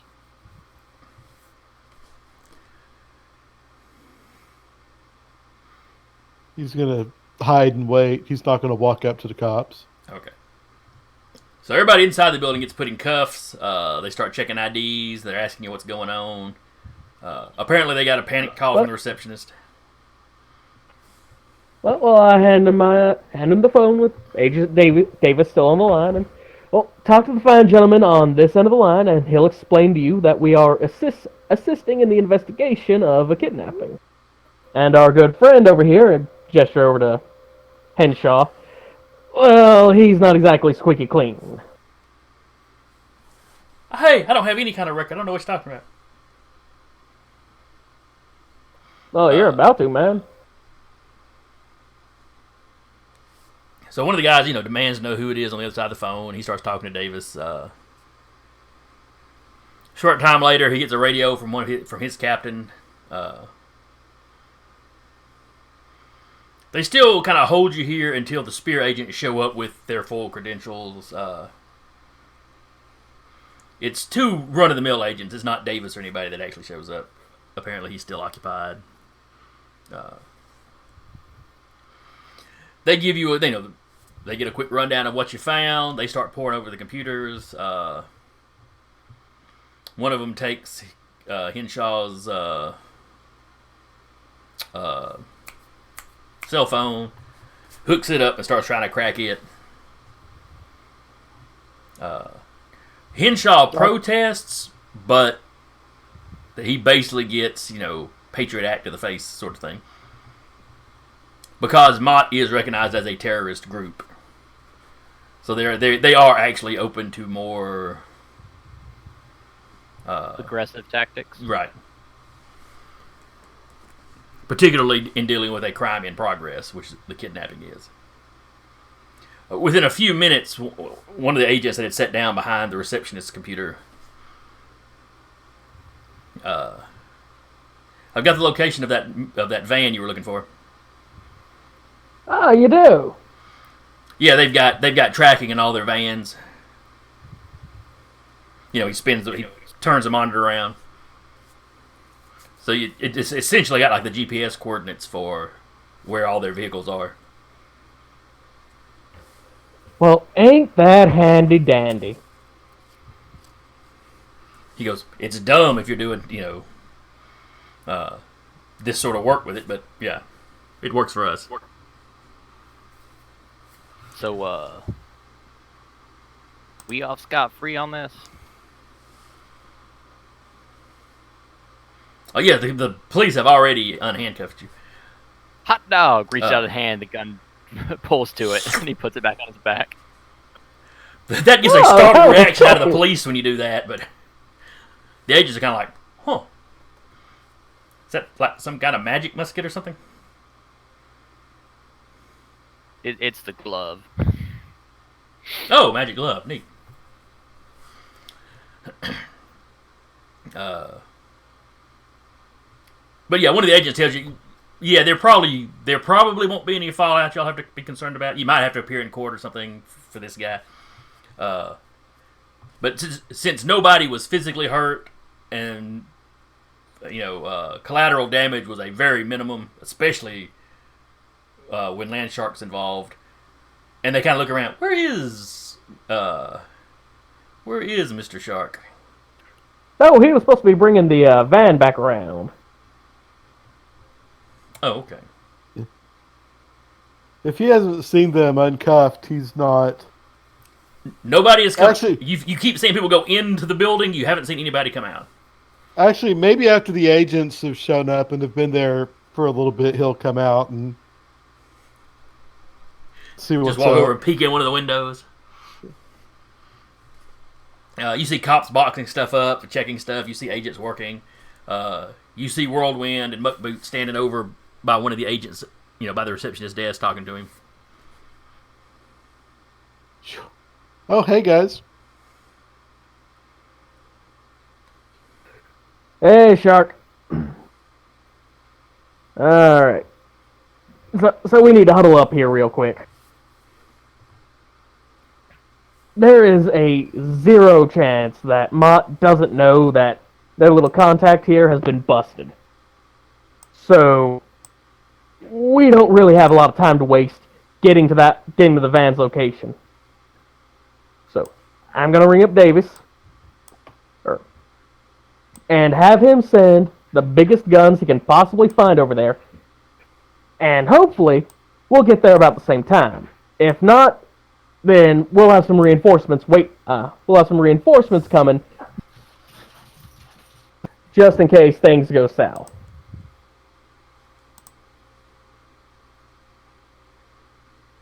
Sounds like a plan. Boot, I do apologize for leaving you out in the cold. That was kind of cruel of me. We're going to talk about why on earth you decided to bribe my good friend here, Shark, into calling me Daddy in a text message at a later date. Both of the agents kind of look up when you say that, snort, and go back. Don't ask.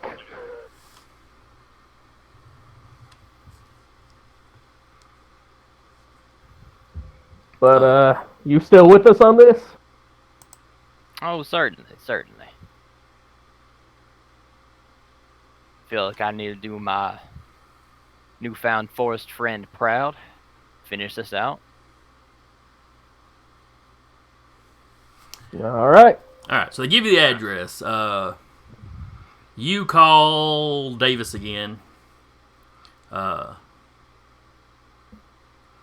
He'll have him fuel. He's got him fueling up the chopper. He's got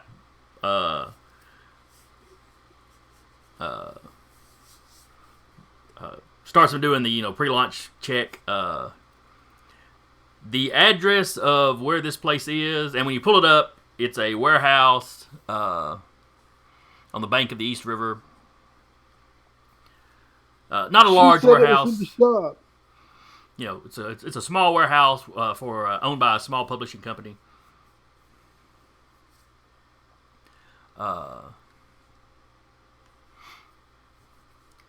You're a lot closer to it. He tells you, you're probably going to get there before them, but the chopper will be in flight just as soon as possible, headed your way. You know, the same one y'all saw at the park, so you know it's got door guns and can hold several agents.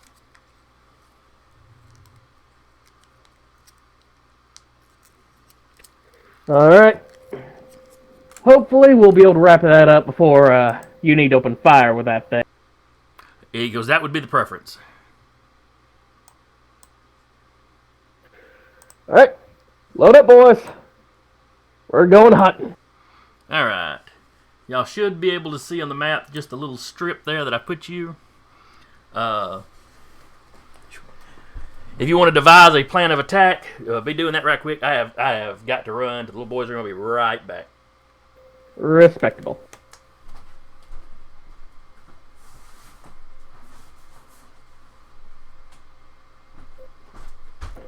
Well, Alright, so we take the Landshark.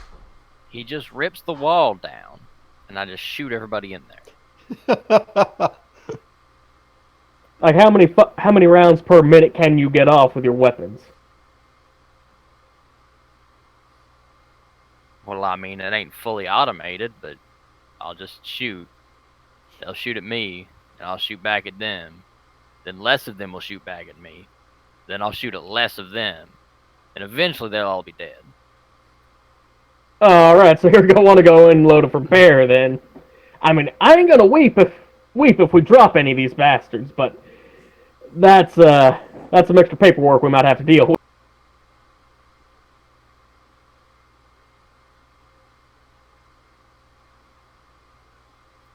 But I'm not too sure about the killing. What? Why not? They're practically like the French. wait, what the hell's that supposed to mean? Oh, wait, I'm sorry. Hold on. Sorry. There's a better analogy. I forgot you kids are not old. Nazis. They're like Nazis. As you see, he looked up horrible people in Google real quick. Yeah, sorry. It's like killing Nazis. I'm aware the French Empire did some really horrible stuff, as empires are wont to do. But, okay, you know what? Again, we're going to have a hell of a conversation after this, over a few beers. Decent beers, not that piss we just drank at, over in Queens. But, knocking down a wall, and just going in guns blazing might get Jordan caught in the crossfire if we don't know exactly where he is.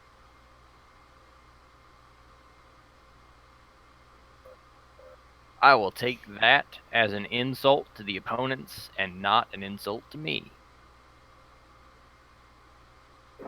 As intended. Good. Well, my suggestion would be Landshark goes underground, comes up in the warehouse. I go through the roof because of my abilities, and you kick in the door and then start opening fire on anybody who looks vaguely modish. With stun bullets. Are you, where are you from, son? Who's that directed at? At Jack.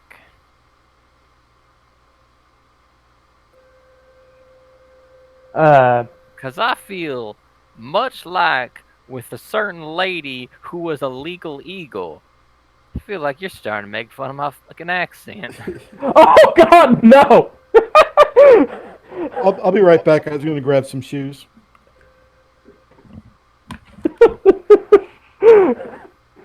I'm from Arkansas. Ah, bloody hell, that's close enough to the actual location that he could just have that accent. I'll forget about what I just said then. Did you go full British here? 'Cause that sounded like you went full British. Sir, a British accent and an American accent are two very different things. You're an old son of a bitch, aren't you?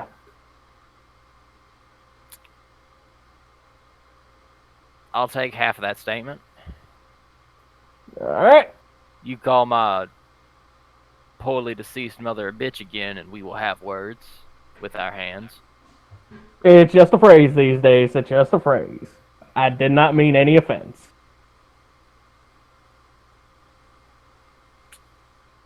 I do have to get used to the casual crassness of these youngins. All right. Show of hands. In favor of a 3-point attack. Right here.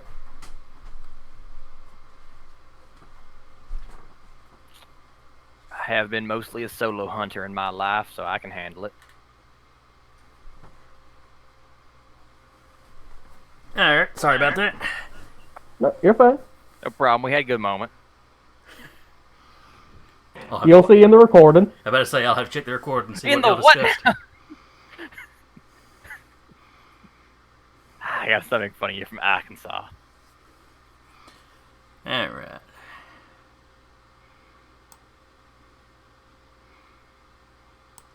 Oh, did Curtis have to step away too? Oh, apparently I did not notice. Oh, shit. Y'all were having such a moment.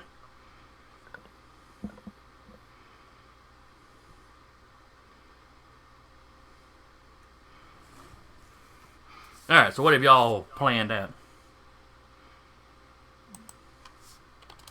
Well, I suggested that Landshark go underground and pop up in the middle of the warehouse. Jack goes up above and knocks a hole through the roof. And Muckboot kicks in the door and starts shooting. Oh, what was Landshark was doing? Sorry, I was tapping. Going underground and popping out into the warehouse itself. Okay. So kind of hitting it from 3 fronts. Yeah, just so they're not all pointing their guns at one direction. That makes a certain amount of sense.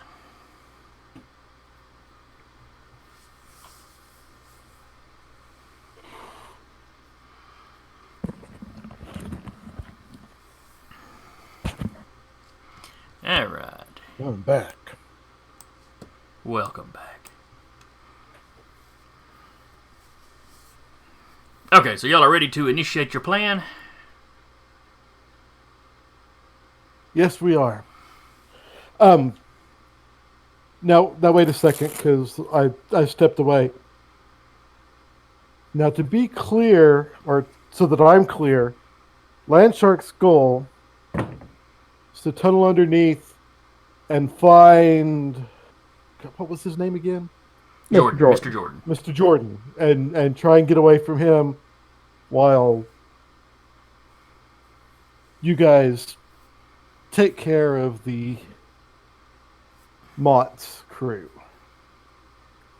The idea was that Landshark would pop up and be a third target for M.A.A.T to start shooting at. And we could just Okay. mop up in there and search for Jordan as we fight. Okay. He'll be smart enough to mention that if he sees Jordan, he thinks maybe he should try and grab him and get him out of the mess as quickly as possible. That's goal numero uno. Okay. So, underneath the warehouse I go. Alright. So you all essentially have a surprise round.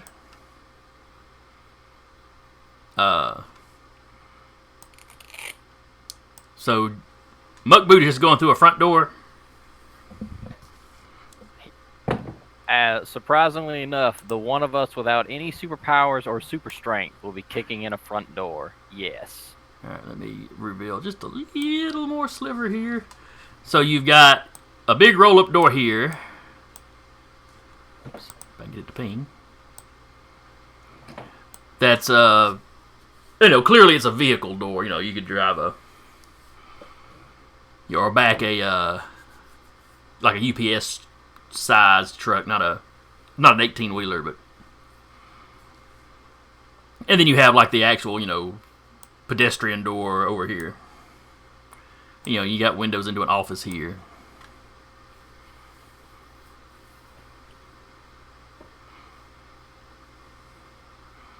So So where is Muckboot going in at? Well, once everybody else is in position, I'll just walk in the front door. All right. So you're going to walk in right here.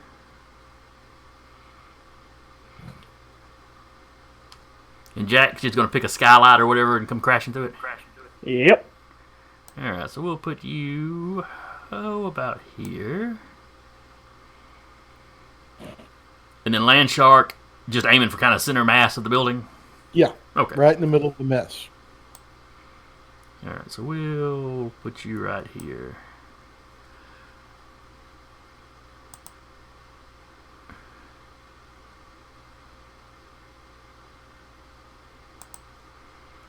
We got a bot in our stream chat. Lovely. We got a what? A robot. 5 followers. I ain't got that kind of money.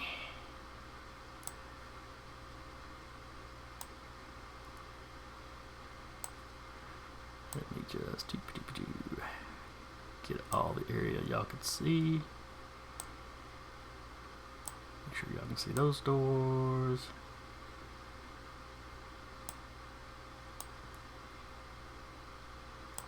Alright. I forget that people actually watch this live. On Sunday mornings like this, we have never had more than maybe 1 or 2 people pop in. But I can look at the views later and see where people have come by later and watch the VOD. Yeah.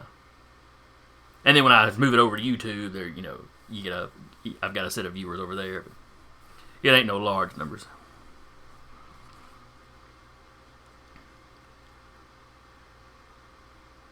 And then I recently got the audio podcast version back going. But anyway, that's a digression. All right, so you bust through. As soon as you step through the door, you see a M.A.A.T guy in full armor, like he's guarding that door. You two pop in. You come through the skylight. Just a little to one side of you, Landshark comes up through the floor, knocking crates to the side. Some of the crates bust open, books go pouring out. Candygram. Y'all are way too young for that. I know what candygrams are. You do them at high school. No. It's a old. So, you talking about the old Saturday Night Live bit? Yeah. Landshark? What? And then You're he'd that do other clever things shark, until he finally aren't found you? one and let him Oh, open man, the I'm a door. And when he dolphin. opened the door, the shark attacks him. I assume they started doing that about the time Jaws came out.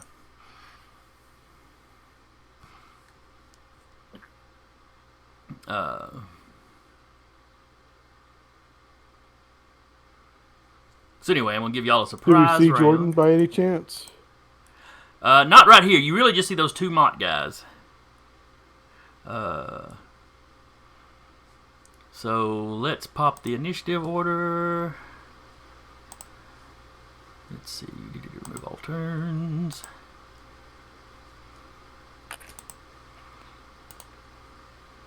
So you get a turn, and you get a turn, and you get a turn. Hey, I can change the number. And some other folks get a turn. I'm going on a 15. I got a 7. Way to go, buddy. That's a lot of icons. I don't like it. Can we calm it down with the icon? Do we really need 3 variations of M.A.A.T Trooper?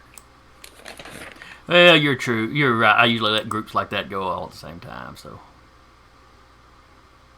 you make a fair point. In fact, we probably only need one of the civilian-looking guys. All right, that'll be good.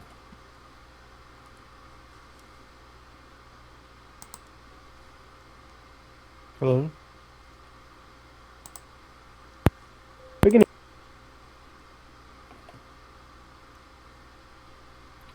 think he may be having an issue. Yeah. Uh-oh, can you hear us, Curtis?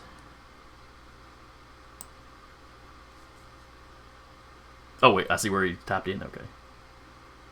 All right. Well, while he's sorting that out, I will go ahead and roll for everybody then. So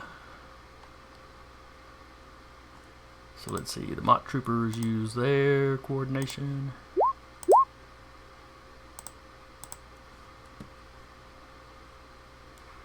So they get a 7.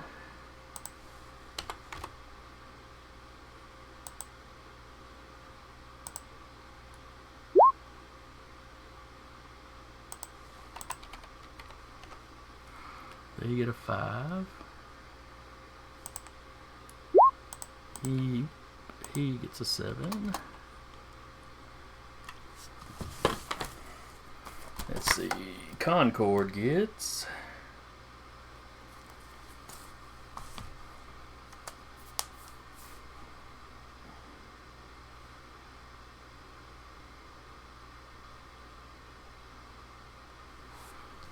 +4.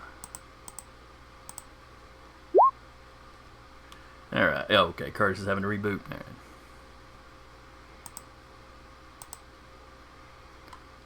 So Concord got a 6. That is not great.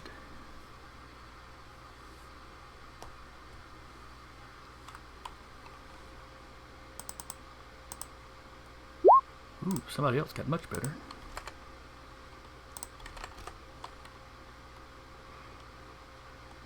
Alright, and what was it Whirlwind got? 7. 7, alright. We've got several 7s going. And Okay. then... Sorry. Oh, no Can you all problem, hear man. me? Sorry about that. The technical stuff happens, man. Let me re-invite you. And then probably swap Landshark and Muckboot's names, because it's going to rearrange you, I just know it.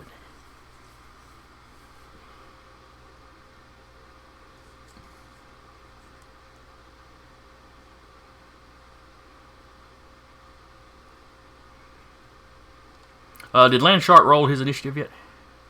No, I have not. Okay. That is your coordination. Yeah. Plus, if you have the military skill. Let me get back in. Oh, wait. It's got me in.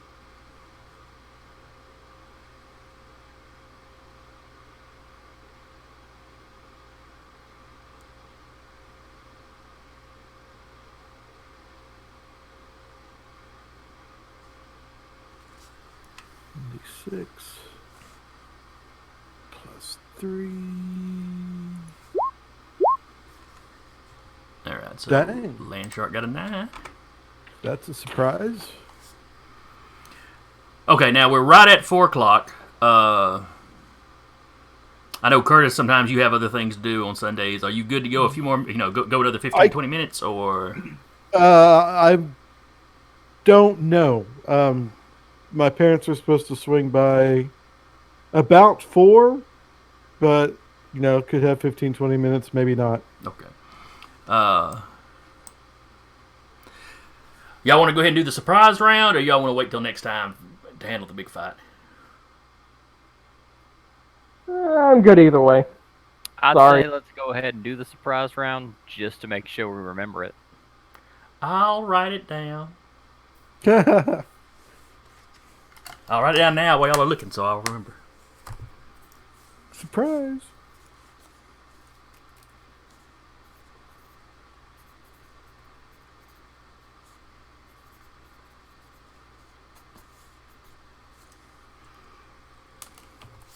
But no, I mean, it's up to y'all. If y'all wanted to go ahead, we'll go ahead and do the surprise round if y'all want to. Or... Sure. All right. All right, so that's everybody's initiative in descending order. All right, so top of the order is Muckboot. So popped open, he's in armor. Oh yeah, let me get a. Yeah, the guy you step, I assume you kind of bust in quick as opposed to casual. And yeah, he's standing there. He's caught by surprise.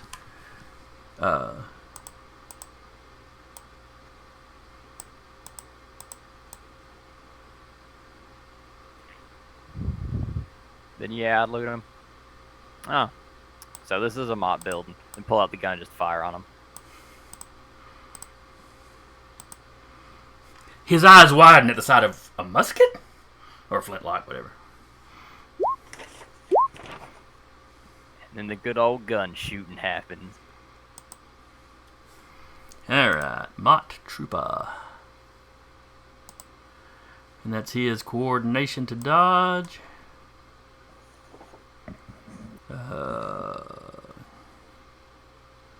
Wow, he really ain't the dodgy sort.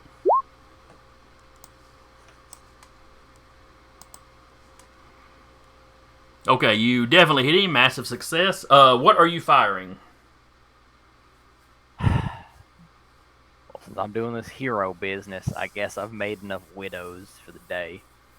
It'll just be an impact blast. Okay. So that's going to be a slam. And you do how much damage? 6 points of damage. 6.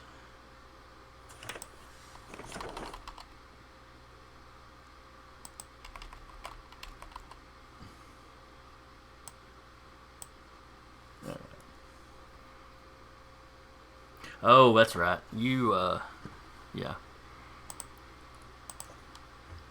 So he goes down. And kind of embeds, you know. The upper part of his torso goes through that wall behind him. He's just kind of dangling there. And you now see, what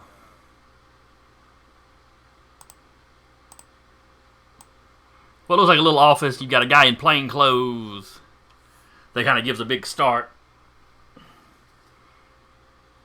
You know, it's like, you know, there's a desk he was working at. It's like he had just walked over to this desk and was pouring him some coffee when that guy comes crashing through the door. And then he sees an old man with a musket through the hole in the wall.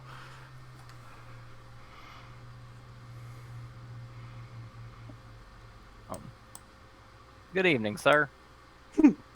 This is a storming. There will be a rude letter to follow.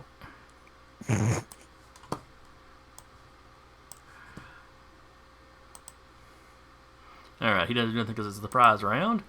Landshark. And this is your surprise, and this is your rude letter. I think Landshark feels he's been given free reign to tear this building up. So he's going to kneel to the ground and cause a tremor. I mean, because these people are on the ground, right? They're not. No one's flying.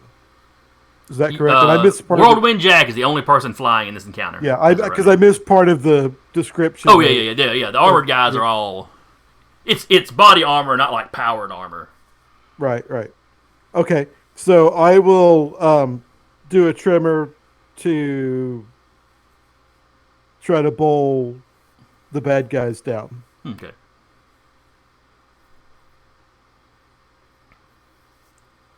And am I going to roll? That's not on my Earth power. That's going to be on. What is it on? Is that on prowess or coordination? I don't remember. Let me pull your sheet up and check right quick. I mean, I know it's the power level for Earth controls 9, but now your Earth controls the binding, grounded, burrowing, max only, earthquake, uncontrollable, tremor. Yeah, tremor is grounded. I can. So the earthquake thing is uncontrolled. Yeah, the earthquake can trigger anytime at once or anytime you want. But I can do tremor that should just knock people down. Oh, okay. Okay, the tremor. Okay. Unless you want to make it an earthquake.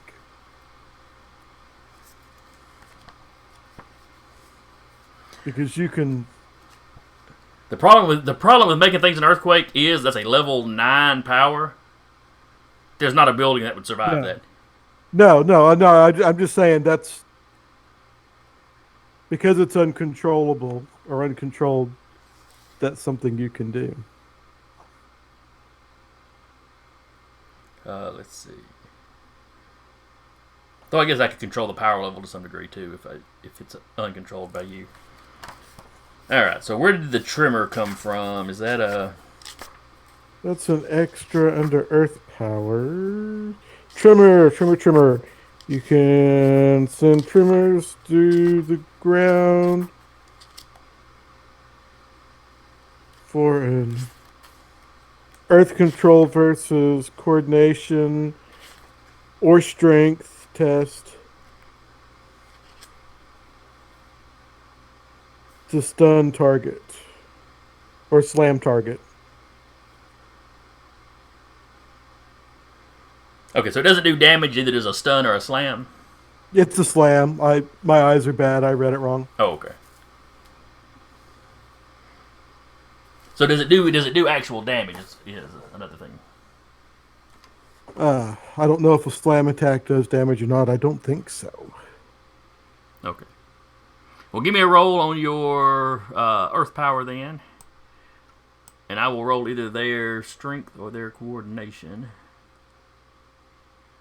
Their strength. All right.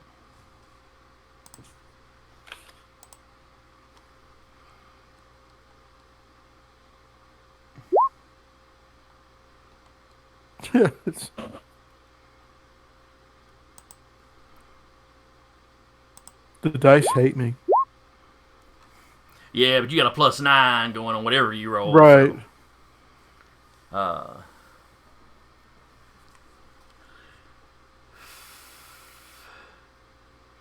So yeah, that definitely slams him.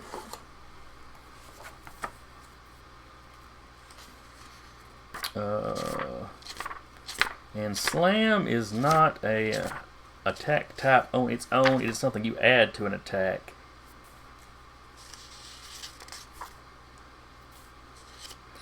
So I'm thinking that would surely do damage. It's just saying that it's specifically a slam style attack. So you send a tremor along the ground that hits him. Let's see. It's 9 points of damage. Well, that knocks him out, so he's automatically slammed at that point. Otherwise, he would have to roll max on a strength roll to not be slammed. It didn't specifically say damage. I just assumed that it knocked them down, and it wasn't something that would hurt people. Well, a slam attack is usually slam is something that adds to attacks. Yeah. I don't know if you have one that does just the.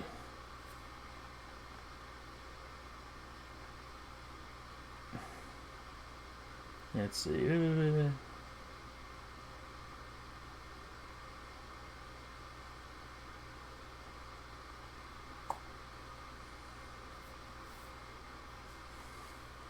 We'll research it further. We'll make the call, right? Since it's a minion you're dealing with right now, especially, we'll just call it good. He goes slamming through this door, or through this wall. So let me reveal the area you can see through the hole you just made.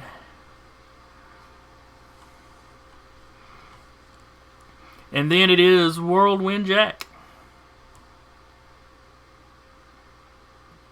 Well, Jack's just gonna pick up some. Oh wait, let me backpedal. Oh. I'm sorry. No, you're fine. I forgot the M.A.A.T troopers are actually listed ahead of you, and there is, despite the fact you can't see, and there is one left. He comes running out from an area y'all couldn't see. Stays behind these boxes, blocking line of sight with almost said street shark, Landshark. But since Jack's flying, he looks up and takes a shot at Jack.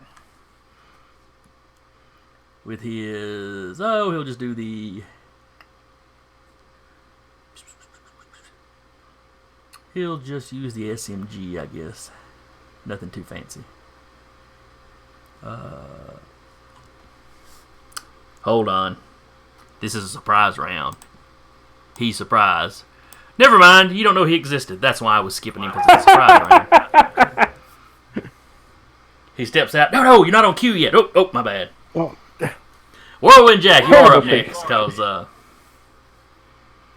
reasons. I'm gonna take some of these crates right here with my air control and throw them right through here. All right, how much damage does your air control do? 8. All right. So it smashes through this door, and then there's a window here that, had a curtain drawn over it so you couldn't see through it. So all of that is smashed open.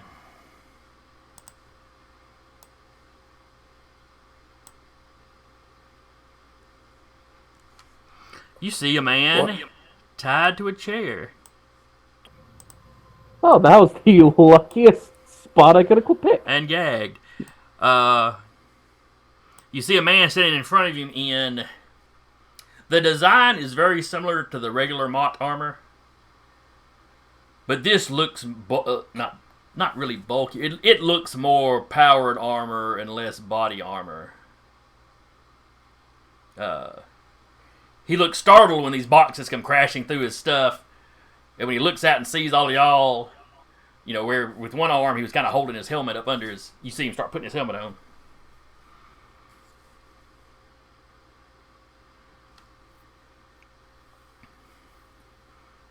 Busted. Just so you know, we got some help on the way. You might as well just give up now, because we're the ones who play nice. Mr. Jordan, is tied to the chair. He's gagged, but he kind of looks over at you. You can see he's laughing behind the gag. Let's see. And then we skip these people because they're also surprised. And that gets us back to Muckboot. So that is the end of the surprise round. Woo. So we end with Whirlwind Jack revealing where Jordan is and basically telling the bad guys why they should surrender. Which, of course, they will. Oh, of course. The bad guys always listen to that sort of thing. I mean, I think I have read 1 or 2 comics where Superman busted on somebody with just handguns and they did immediately give up. Which is the smart move. And at least one where it was Superman or a Superman type bust in, and the guy with, the little 9mm goes, ah, pow, pow. Sorry, it's just a reflex. But all right, we'll wrap up here. So next session will probably be the first 15 or 20 minutes. We'll wrap this up, depending on how y'all roll, because sometimes fights go long if nobody can hit nobody. But first I would say first half hour or so at the longest to wrap this up, and then we'll move on to another story. Like we've done before a few times. Alrighty. I hope y'all enjoyed it. I enjoyed running. I don't know how smooth the investigation went, but Oh, that reminds me. Landshark, give yourself another determination point. As you basically tapped your own quality of dim-witted to cause yourself trouble. The landlord, yeah, he was never going to call you. He got a call as soon as y'all left that bar. Oh, somebody was here, they got your number, then they talked about being undercover. Yeah, I kind of figured. Yeah, and I know the character can be annoying, but he's actually a lot of fun to play, especially doing... Oh, no, that was a great bit.